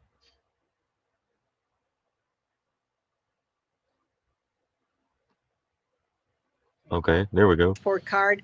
There are actually. What would you recommend for people that are in states they don't have their Real ID yet? What is your advice to them? What should they do? So if you so two things. One, if they have their Real ID, and one, if they don't have their Real ID. If they don't have a Real ID, then they should never get one, ever. Okay. And if they are afraid about flying, they should go get a passport or a passport card. There are actually 16 different identification cards that are allowed by the TSA, and you can just look up. You can just look up acceptable identification TSA and you will find them all. You can also go to refuserealid.org and we have a link to those 16 different identifications. Get yourself a passport, get yourself a passport card at the very same time. Refuse the Real ID at all costs because they are setting up the system, the biometric digital control system, essentially bars, prison bars for all of us, and this net is closing and we must stop them from doing it. So that's the most important thing that you can do. You should tell your state legislators and your members of Congress. So I have been to Washington, D.C., and they're like, 3 months ago, they said, we're not hearing from anybody. I said, we're going to change that. We're going to change that because it's all about Spit freedom. them out. We will not have freedom if we have a national ID card that can track us everywhere and control what we can and cannot do. And so you need to talk to your state legislators. You need to talk to members of Congress. And if you go to refuserealid.org, we also have just a place you can click on and just send some automated messages to your members of Congress. And please use social media. This is one of the best things. Share our documents on social media. We have, and I think that was being showed there at refuserealid.org. Yeah. Here's 7 reasons to repeal, but there's also the make a switch. So we have instructions to help you if you have a real ID to get out of the real ID. Now, unfortunately, I just heard from somebody in Indiana. Yeah, that's the one right there. Yeah. I just heard from somebody in Indiana who went to the DMV, and they were told, well, yes, if you never had a real ID before, we'd let you have a standard driver's license. But now that you have one, we won't let you. So that, I don't believe they have any legal reason or rationale for that. But this is the DMVs going rogue, trying to push everybody into the real ID. All right, Twyla, thank you so much for your incredible work. I know you're in Washington, D.C., putting your money where your mouth is, as they say, and meeting with your representatives right now and our national representatives to get to the bottom of this. Everybody get involved. Go to refusetherealid.org right now. Share this information. Reach out to your representatives.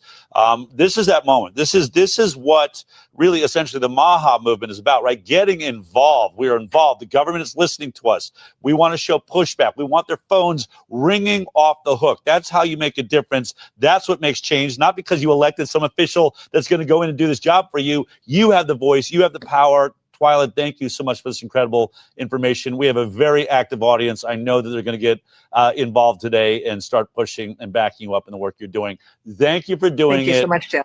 And get over here to Texas. Help me go and knock down the walls here, the state capitol. Will right? do. Okay. Take care.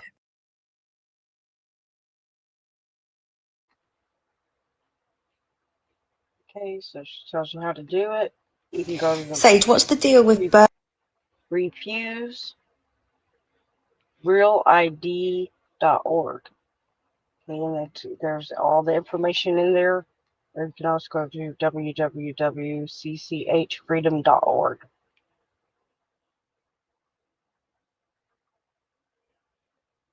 But refuse it. If you already have one, you can go back. Tell them that you want the standard. And the information's in there, how to do it, because they cannot make you, even though they're trying to act like they can't give you any other option. They have to give you an option. So you just have to fight for it. Also, they're on the website. You can contact your representatives and tell them, voice your opinion. Let your voice be heard.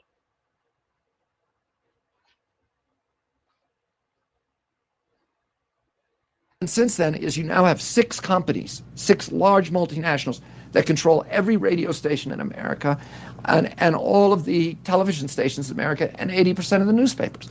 The television news departments have become corporate profit centers. They no longer have an obligation to benefit the American public. So their only obligation is to their shareholders. How do they satisfy that obligation? By expanding viewership so they can sell more ad space. How do you expand viewership? Why, you do that by appealing to the prurient interest that all of us have in the reptilian core of our brain for sex and celebrity gossip. So they give us Lacey Peterson, Kobe Bryant, Michael Jackson, and lots of terror alerts, because that gets viewership as well. But they're not telling us the real news that is affecting people in this country. The fact that today, 1 out of every 6 American women now has so much mercury in her womb that her children are at risk for a grim inventory of diseases: autism, blindness, mental retardation, heart, liver, kidney disease.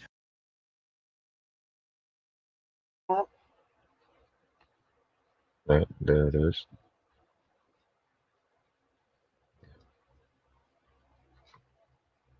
That was a throwback.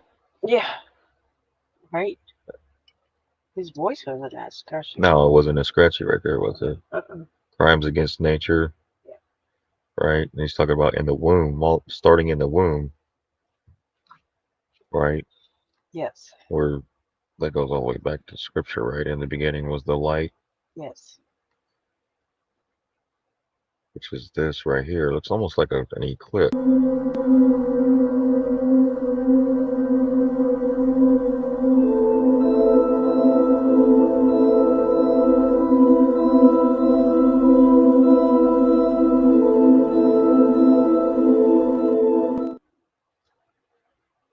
Did y'all see that? Read this thing underneath.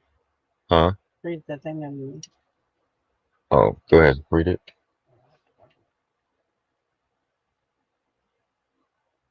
This goes all the way back to Genesis, Yes. right here.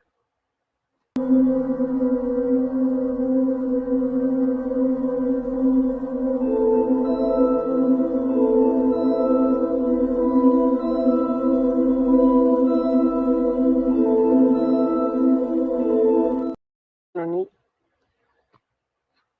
I have it on my Telegram under the video, wherever that's at on there. You can find it and we'll play it. All right, here's to go along with, most people would make fun of how she looks, right? Some people would call her a liberal freak, right? Not knowing her situation. But you're going to be shocked to find out who this is. All right, so let's not judge books by their covers because you don't know what that person's been through, right? That's right. So wait until you find out who this girl is.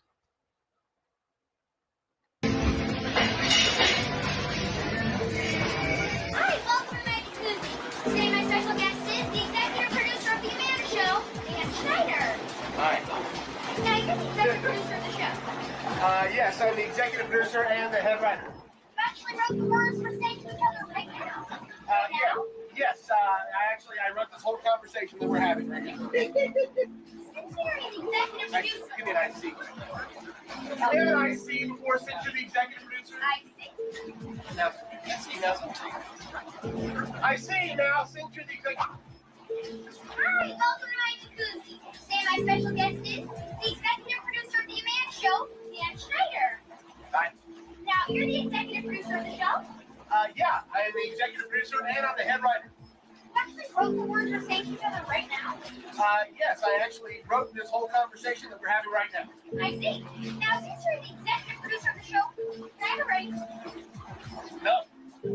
How about I play the spaghetti? Nah. No. How can you know that's a spaghetti? Hey, Bring the spaghetti! All right. Thank you. Bye-bye.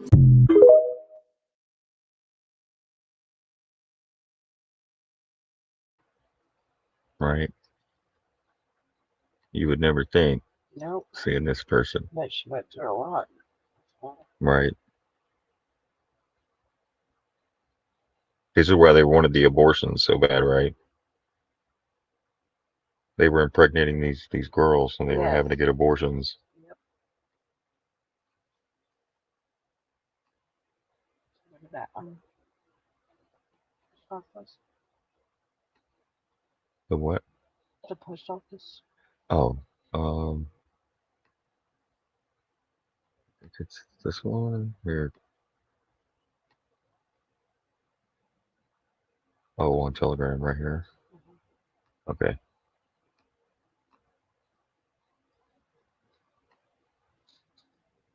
All right, here we go. Let's go up here to the post office clips. Remember the post office being the bank? Yeah. So I think we covered this last year or the year before. So before we do that real Okay. quick, so at the moment of conception, a flash of light erupts. A sperm's enzyme, upon penetrating an egg, releases a burst of zinc ions, commencing fertilization. The spark of brightness indicates health and viable the egg may be for developing into an embryo. In essence, life truly begins with a flash of light, a luminous alchemy of creation. And God said, "Let there be light," and there was light. Genesis 1 and 3. That's what we played on the screen. Okay.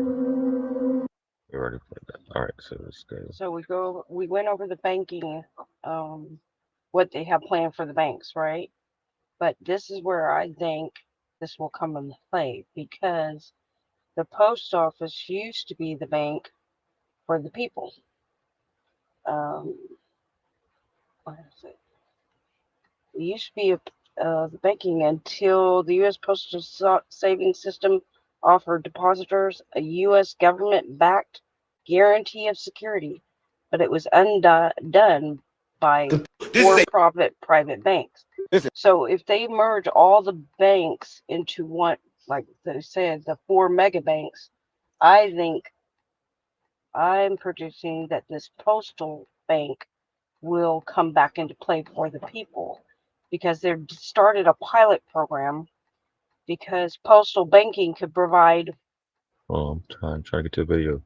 posting banking could provide free accounts to 21 million Americans who don't have access to a credit union or community bank, right? So I think this will come back into play as an alternative, right? Because they used to bank when the banks came in, the Federal Reserve banks, people did not trust the banks, so they used the post office as the bank.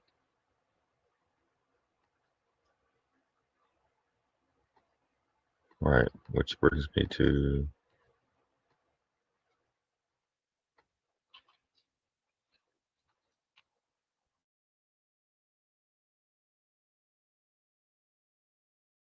PO box, and I get a key, and I open the PO box, and I put a silver coin or a bar of gold or 10 bars of gold. Maybe I get a big PO box. Maybe I stack a lot of gold and silver in there. Let's just say that happens. Okay. And I'm the only one with a key. Who else can touch it? I would say the clerks, or like the clerks that actually put the mail inside. Can they touch my gold, or can they only put mail inside? So they can only put mail inside. So who else can touch it? Nobody, just you. Or whoever has the key. Can I duplicate that key legally? Or is it a federal offense? That will be a federal offense. We, the people, want to know. So in theory, I could use it. What are the hours of the PO box at the post office? See, that I don't know. Oh, I can tell you the door is always open, ma'am. You can go 24/7. So what you're saying to me is you can use the PO box as a bank to hold your silver and gold or anything else? Is that what you're saying? Let me see that hair. Possibly. Can I see that hair? Ooh, girl. Whose truck is this? Hey. Oh. Dance for me, dance for me, dance for me. Ooh, ooh, ooh. Dancing in the rain, girl. Dancing in the rain. Look at those moves all day. Okay, ma'am, is this your truck? It's the post office. Does it belong to the postmaster or we the people? No, it belongs to them. It doesn't belong to me. All right. Well, safe travels and safe driving. Thank you for delivering the mail, ma'am.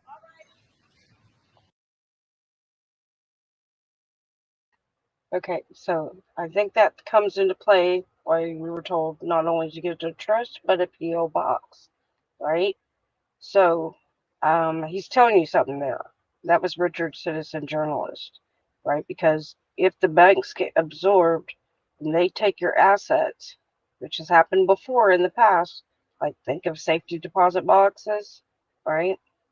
So the People's Bank at the post office. The postal savings systems offer depositors U.S. government-backed guarantee of security, but it was undone by for-profit private banks. The icon indicates free access to the post offices in the United States used to host the postal savings system. It was a form of nonprofit savings banks and existed from 1911 to 1966. Let's see. Millions of Americans deposited their earnings at the local post office. In fact, the bank fraternity would maintain its enmity towards the government savings bank for its half-century lifespan. Bankers finally killed it off in 1966, ironically aided by the New Deal rescue of their for-profit banking system and the post-World War II decline in popular political engagement with economic issues. So that's around the New Deal was Roosevelt, right? 1933. The first postal savings system was set up in the Great Britain in 1861. As Shaw details, the demand for postal savings in the U.S. came out of the fierce struggle between workers and farmers and bankers in the late 19th century. Such entities as the United Labor, American Federation of Labor, and the National Grange and the People's Party all championed the idea of an alternative for-profit banking. In the words of the New York State Knights of Labor, the nation needed a postal savings bank to keep people's monies safely from the itching palms of stock-jabbing bank officials. Like many of the compromises in the unending battle of many versus the elite few, in 1910, Postal Saving Banks Act was modest. The system could operate only in designated post offices, redeposit its funds into existing banks, and pay a non-competitive 2% interest rate. Shaw writes that there was also a 500 deposit ceiling, and virtually no money was ever spent on publicizing the service. But as the Boot and Shoe Workers Union declared, the act established the principle of postal savings. Supporters hoped there would be opportunities to expand it. Ferocious oppositions by bankers, however, prevented such expansions except for the increase in the deposit ceiling of $2,500 in 1918. In the 1910s, most postal depositors were in the Northeast and West and were typically new immigrants, not a few who had experienced such systems in Europe. Southern and Midwest depositors started using the system in greater numbers in the 1920s. Shaw's notes that the miners in particular favored postal banking. In 1930, the highest per capita deposits in the system were found in Roundup, Montana. Then came the Great Depression. Between 1930 and 1933, more than 9,000 banks failed across the country, like we were just talking about, as failing assets values, loan defaults, heavy withdrawals, illiquidity, and mismanagement contributed to an unprecedented banking crisis. Bank deposits fell from $59.8 billion to $45.9 billion during this period. At the same time, postal saving deposits skyrocketed from $164 million to $902 million. It was a bank rush in reverse. Americans flocked to the safety of the post office to open accounts. Faced with the economic suicide of capitalism, President Roosevelt's New Deal worked to save private bankers rather than expand the postal savings system. Federal Deposit Insurance, FDIC, also helped shore up disgraced bankers and gave the public more confidence in banks. The Affordable Credit System, inaugurated by the New Deal, meanwhile addressed a central concern of postal saving advocates. Nevertheless, postal savings persisted. At its peak in 1947, the system had $3.4 billion on deposit, but a rising middle class boosted it into a better post-war life by government action and spending, began to think of the postal saving, especially with its low interest rate, as the thing of the past. Writes Shaw, the increase of the postal system deposit did not revitalize population political engagement with the institution. Bankers represented in Congress finally managed to end the postal saving in 1966 when the system was still being used by a million depositors. Today, banking is an oligarchy too big to fail, and with its outsized influence in politics, for many it's hard to imagine banking alternatives. Yet, our history and our continuance of postal saving system elsewhere in the world point to other ways. So that was an alternative. And they started a pilot program in 2020. Let me see. What is this? It's 2 years ago. They started a pilot program, right? So to see, they've already started it. So I'm thinking that's going to be the alternative. We can reverse that and go back to postal banking, which is more for the people. There you go. All right, we just watched that. Meanwhile, for those that are confused about Trump's sudden obsession with Venezuela and determination to liberate that nation from drug dealers, quote unquote, this short clip will explain plainly what is really going on, right?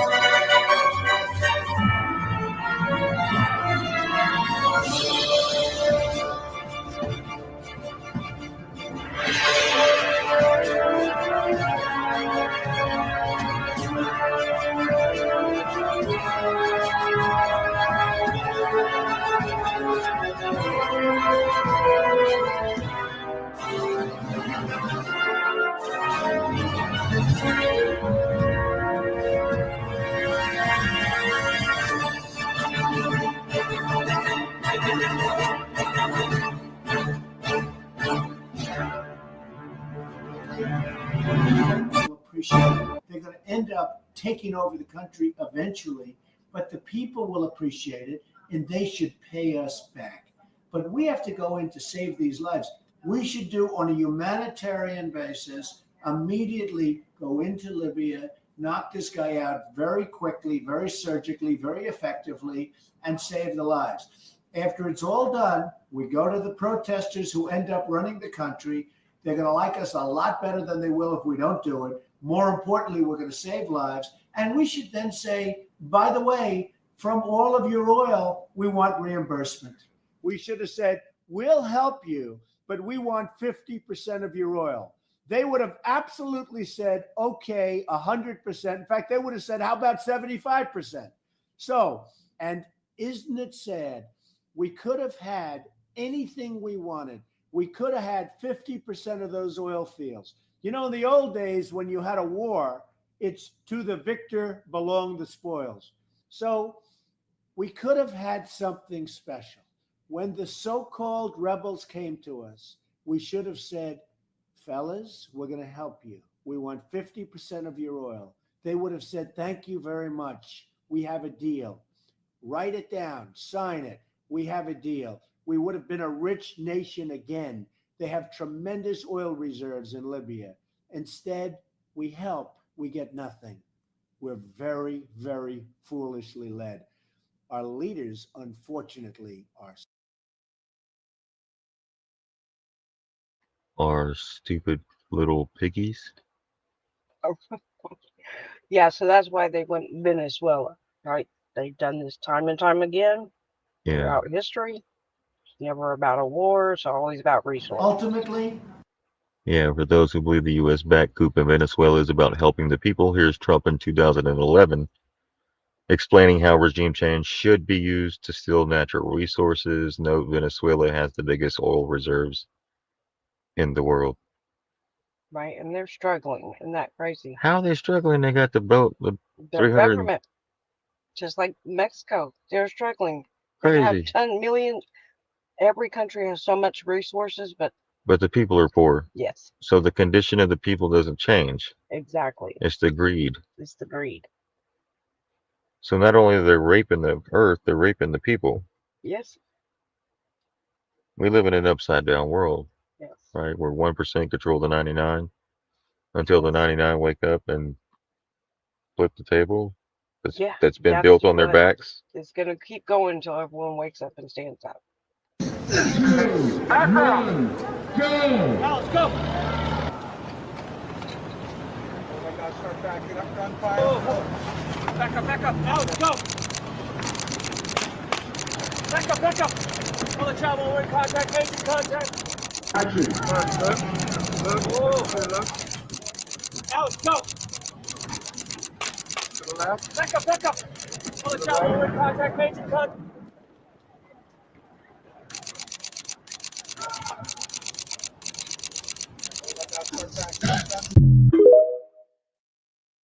And cut. And cut. Wish my wounds healed that fast. Say that again. I wish my wounds would heal that fast. Right? Yeah, we were talking about that this morning, weren't we? And no scar even. Right? Oh, play that pilot. The pilot. They talk about the artifacts. Oh, you'll have to just pull it. Oh, okay, I got you right here. Let me go right here. It's a little low, so you might want to turn it up. Okay, not that way. We've already covered all that. Go back this way. Probably gonna make some people dizzy here. Hold on.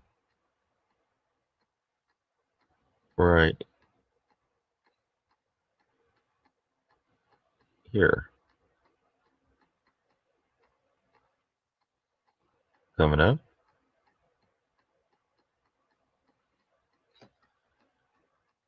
Here it is.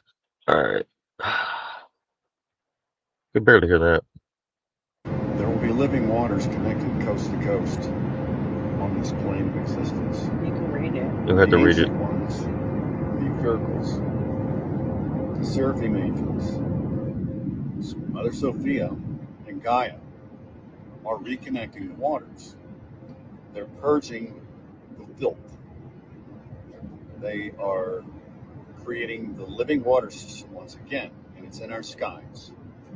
They will not tolerate any more manipulation with our skies or the waterways of the land. Now, I'll embark on more of an investigation of what they're requesting change in what order. And we can access this information and we can communicate and we can collaborate and help be safe. All right. Humans are here on the planet, and the planet is now reacting to the energetic shifts and to the energy of the planet itself. Now, she's going to reclaim a lot of her lands because it's necessary for the flow of life on this planet, this plane of existence. Yes, this is a reality. So hang on to your hats. It's going to get really interesting. And I'll do my best to keep you updated. We're putting together the team of investigators, and we're going for artifacts that were present during the last planetary shift. So these artifacts were buried in the mud floods, in the catastrophes, or whatever you want to call them. In those times, the ancients knew of the shift that was coming. So they buried all of their artifacts. Their artifacts are living memory vaults of these time spaces. We're uncovering them and seeing what civilizations were actually like then, what they were doing. And it's very exciting. These are all brand new discoveries over the last 15 years that have never had any type of publication or any public acknowledgement. It's all been going on behind the scenes. A lot of it was very risky for the men. They risked their lives. There were many, many lives lost, families uprooted, a lot of intervention from other entities. Because when you're dealing with pulling these artifacts out of the ground, there's a lot going on besides just uncovering these statues, these crystals, these plaquettes, these magic boxes, all these different types of, artifacts, these relics. Our mission is to protect this valuable information, to record it, to get it to a safe place, and to preserve these artifacts and keep them in Mexico, keep them on the lands where they're discovered, and work with the people in those communities to set up a system so that it can create a wealth stream for them. This is one huge, huge, huge discovery. Their technology can assist us through the shift. This is disclosure. I will bring it to you in book form, video form, short form, artifact form, and with an explanation. So stay tuned. G. Investigations. The Galactic Lighthouse.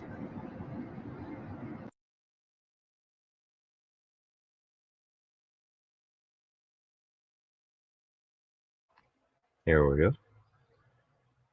So basically, he was saying that the artifacts that we're finding that was been buried under the mud floods, right? Some of that stuff could help us through these times, right? But be put out by not who you think it's put out by. It goes back to the rightful owners. That's who will put it out.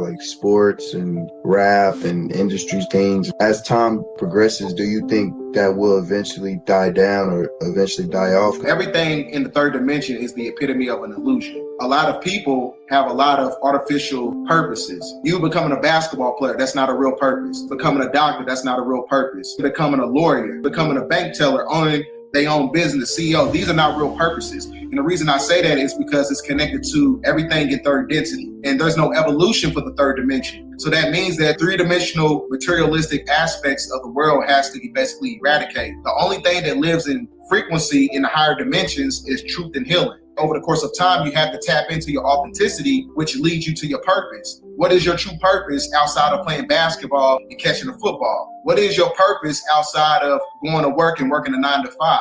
Once people tap into their true purpose, that's when the real reset is going to happen on the planet. The illusion of purpose by way of the sports and going to work every day, it stagnates your true purpose. Just like some of the people that's playing basketball and sports and things of that nature, they threw the warrior class and they put them in sports. Some of these people are supposed to be a part of fifth dimensional civilizations. They're supposed to be the protectorates of certain parts of organizations and certain movements or whatever. There is no evolution for the third dimension whatsoever. So a lot of the things that people love and they venerate in this system is going to phase out over the course of time.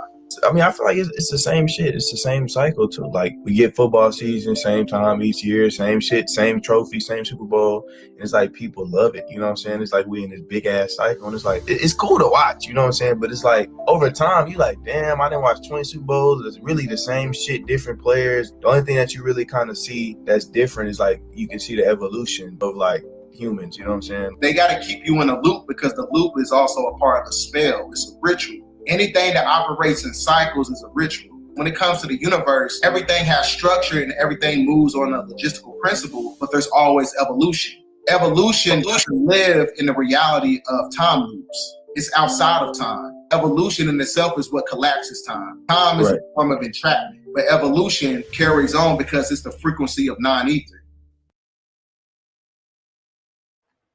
9 ether. 6 ether.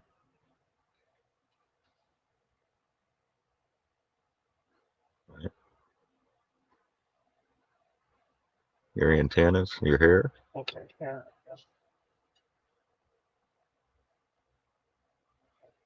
Yes, ma'am. All right, let me go down here. Everybody finna learn some science, finna learn about your body. Right now, let me teach you about your body. Let me teach you why you don't want to get angry. Right, let me teach you why. Because don't nobody know. Because everybody slow. But let me teach you. Listen, so you got a body. You got a magnetic field around your body, right? So I'm gonna teach you about your magnetic field first. So your magnetic field is the field that protects your body, right? So they created things like food to affect your magnetic field, but you think it affects your body. But let me tell you this, when you eat food that's grown from the sun, it's energy and it energizes your body. When you eat food that's dead and then it kills your body, but it don't really kill your body, it kills your magnetic field. Right? So we got to understand what the magnetic field is first. So the magnetic field is like an egg. It can crack, right? Let me teach you something about the magnetic field. Every time I give some love to somebody, boom, I leave, something leave me. It leave my magnetic field, but it come back, right? So let me tell you why not to get angry, right? Your magnetic field will be around you, right? Your magnetic field around you, then a lot of thoughts won't come to your head. A lot of people can't trick you. You won't be double-minded when your magnetic field is tight, right? But listen, so your magnetic field is broken when you, every time you're angry, it start cracking, it start breaking. Now anything make you angry. Now you just a wild man. Now you think that what you do good is good, but it's really bad because you coming from a bad space. See, it ain't about good or bad. It's the place you in when you do it. Listen, it ain't about good or bad. It's the place you in when you do it. Listen, you can see two things, right? And both of these things can be considered wrong. But depending on the mindset and when you do it, that will determine whether it's right or wrong. Oops, dee-doo. Nobody knew that, huh? Yeah, nobody knew that. Everybody knew something else. See, everybody don't understand that nobody can be held captive, right? That they cannot come get me. For them to come get me, my mind got to be taken over first. When they get your body, that means your mind been taken over first. Stop playing with me. I'm too smart for them to get me. Yeah, I know where to put the message at. I know how to do it. I'm too smart. They'll never get me, right? But when they get people, you know that they got themselves first. They worries kicked in. They got stress kicked in. When all them stuff kick in your mind, take over your mind, it's gonna take your body. They'll never get me. Right? That's the secret. It's for your mind, baby. Don't fear. Don't stress. Don't panic. Right? If they got your mind, they get everything else.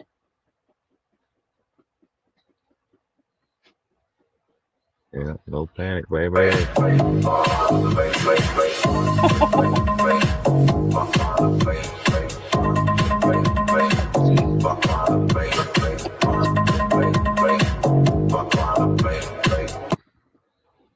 I love that. Isn't that cute?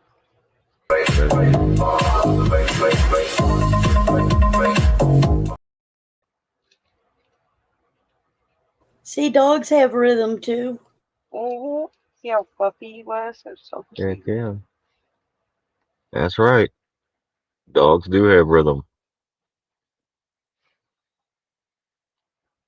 All right. You can't watch that and not at least smile. Right? That was cute.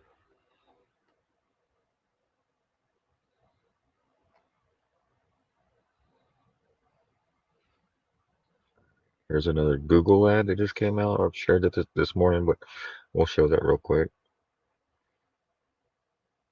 Let me bring this all over there. Hold on.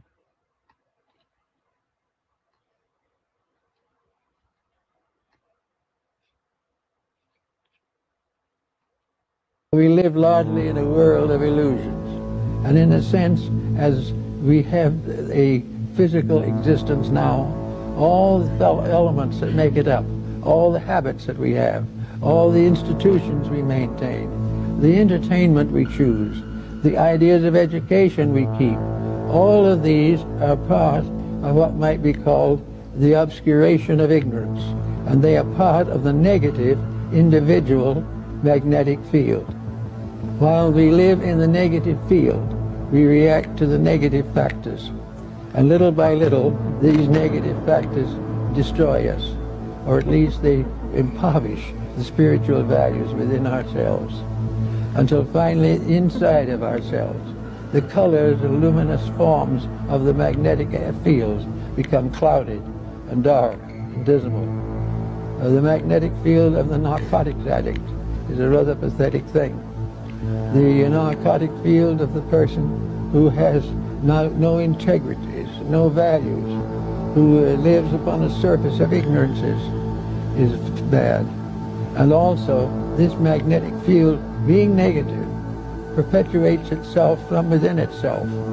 And little by little, the individual who has gradually become more and more vicious finds that the viciousness increases, until finally he reaches a point where he must change or lose the values of the incarnations through which he has passed.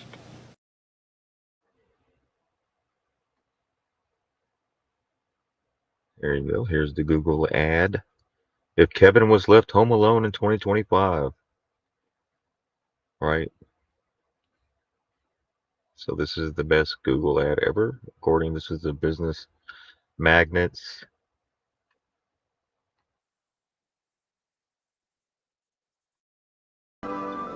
Mom? Dad?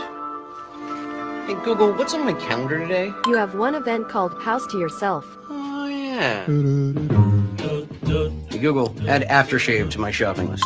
Hey, Google, remind me to clean these sheets later. Okay, I'll remind you.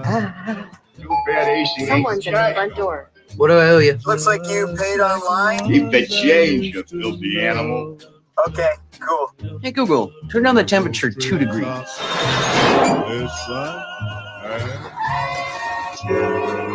Hey, Google, begin Operation Kevin. Operation Kevin underway. You will get a sentimental feeling when you hear Better get out of here before somebody sees us. voices singing, let me darling, that the goes to party. Operation Kevin, huh? That's funny. You know that's a CIA operation name, What do you right? think Operation is? So that's if Home Alone was filmed in 2025 and you see all the technology around him, right? It's different devices, surveillance kind of state. Uh,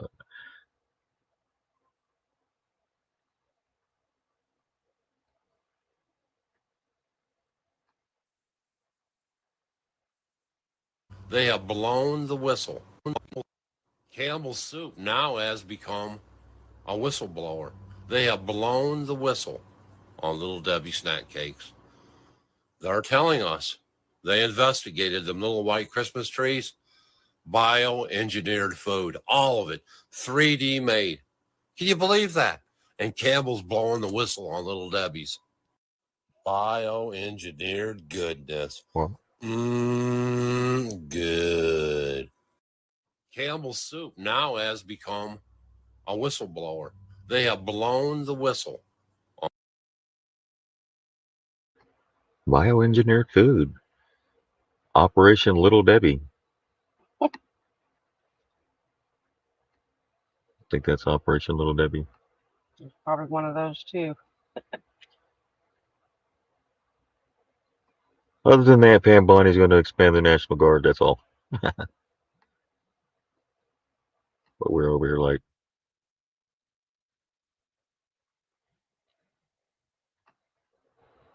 got it vibe high, baby.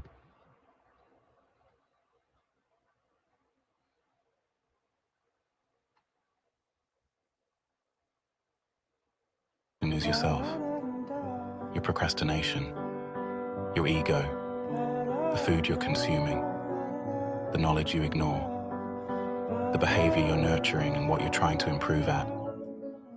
Compete against that. If you're serious about change, you have to go through uncomfortable situations. Stop trying to dodge the process. It's the only way to grow. Just run through the fire is what I do.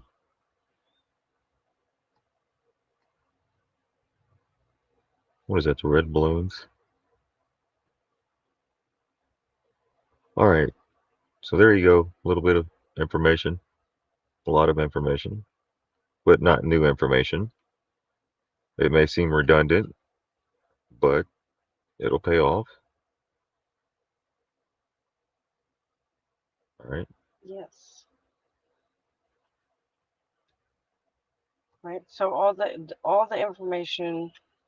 Don't panic. Don't get stressed out.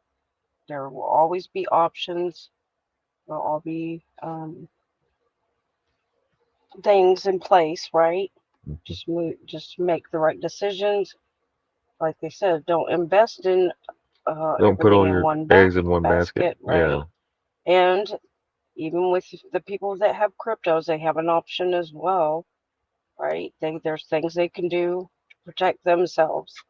So it's not an end all, but you got to remember all this has to take place because you have to take down something to rebuild something, right? When it's no good, when it's all rotten, you have to take it down.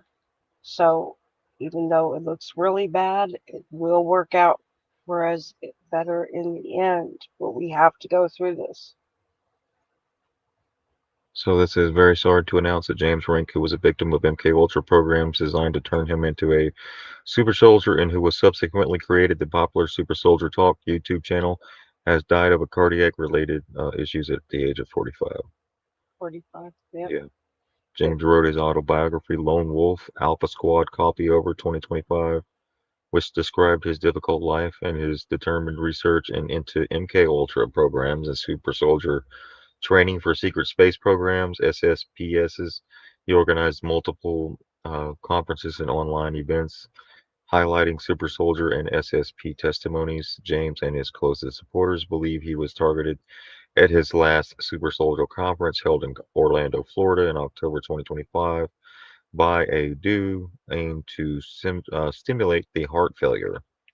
James warned several conferences presenters that some presenters were being targeted this way. This is what my sheepdog was talking about, how they can drop you, Yeah, right, with that's the what. technology that they have. Yes. And then here we have this situation that has taken place, and this is allegedly on the do aim to stimulate the heart failure because they could do it in multiple different ways. Right, and Sabrina Walls talks about it as well. If you haven't followed her, follow her. She shows you all the information on her Telegram as well, all the documents. Also, there's in that book, Everything's a Lie, Nothing's the Truth. It talks about all those devices and the patents. So it's real. I mean, they've had that forever though. They used to have like the heart attack gun, but now they got more sophisticated with all that. Right. Not saying that that was the case, but that's what they suspect.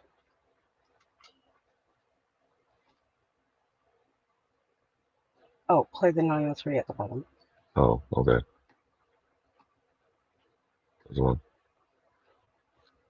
Answer that question. I'll answer the. Let me make sure I'm added to the screen here. Yeah, it's okay. Let me slide that over there. Question. You want answers? I think I'm entitled. You want answers? I want the truth! You can't handle the truth! What's up, America? Let me put something in your mind real quick, but I'm going to say it the safe way, so read between the lines. Most people still think the big shifts they're seeing, the political shakeups, the military transitions, the global restructuring are coming from the faces they see on television, the actors, the avatars, the public stage. But here's the truth most never hear, and nobody's telling you. Those moves don't originate at the surface. They originate at the source.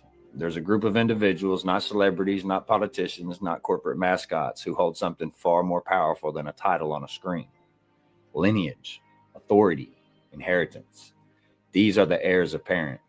People who carry ancient bloodlines, spiritual backing, lawful standing, and documented heritage that ties into the stewardship of this planet itself. And here's the part folks don't understand. When an heir apparent files a claim, not a social media post, not a viral video, but a lawful, historical, genealogical, spiritual declaration, it triggers things.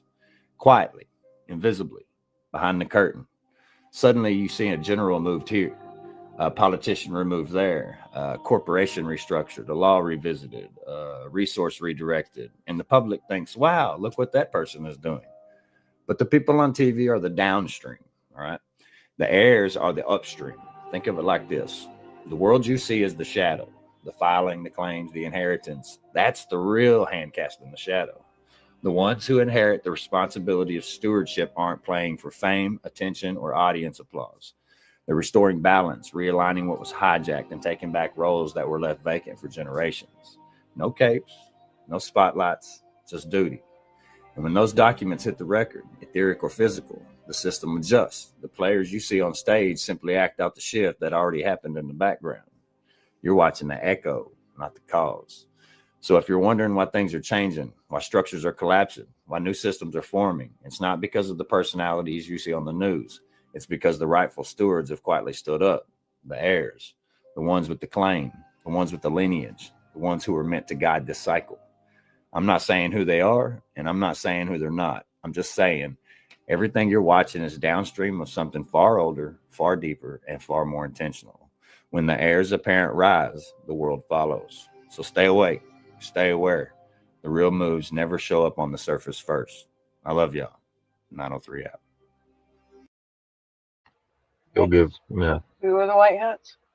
The heirs. Right? It's the Yeah, heirs. that's what the comms was with the ear, was the heirs. The heirs, yes. The one he got. Like that guy talked to. The waters we're talking about is the waters above, right? It carries information, the codes. That's why they were told not to manipulate the weather anymore. Stop the spraying, because the people could receive the codes and the information, and they could start remembering.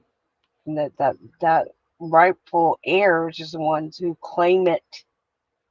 right? Into Yeah. the ether, like they're talking about. So it's not anyone that you see in the political arena or anyone on TV at all. Like you said, those are the ones downfall. That's one's taking everything down. The heirs are going to rise up.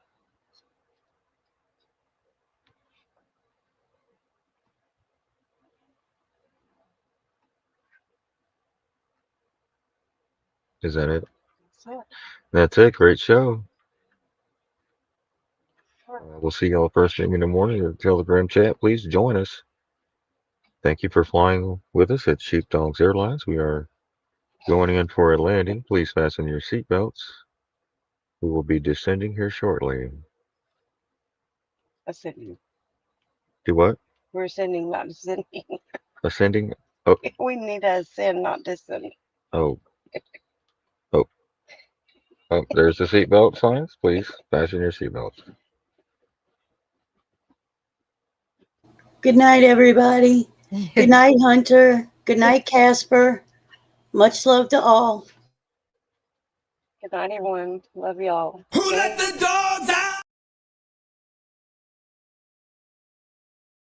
Who let the dogs out? Who let the dogs out? Who let the dogs out? Who let the dogs out?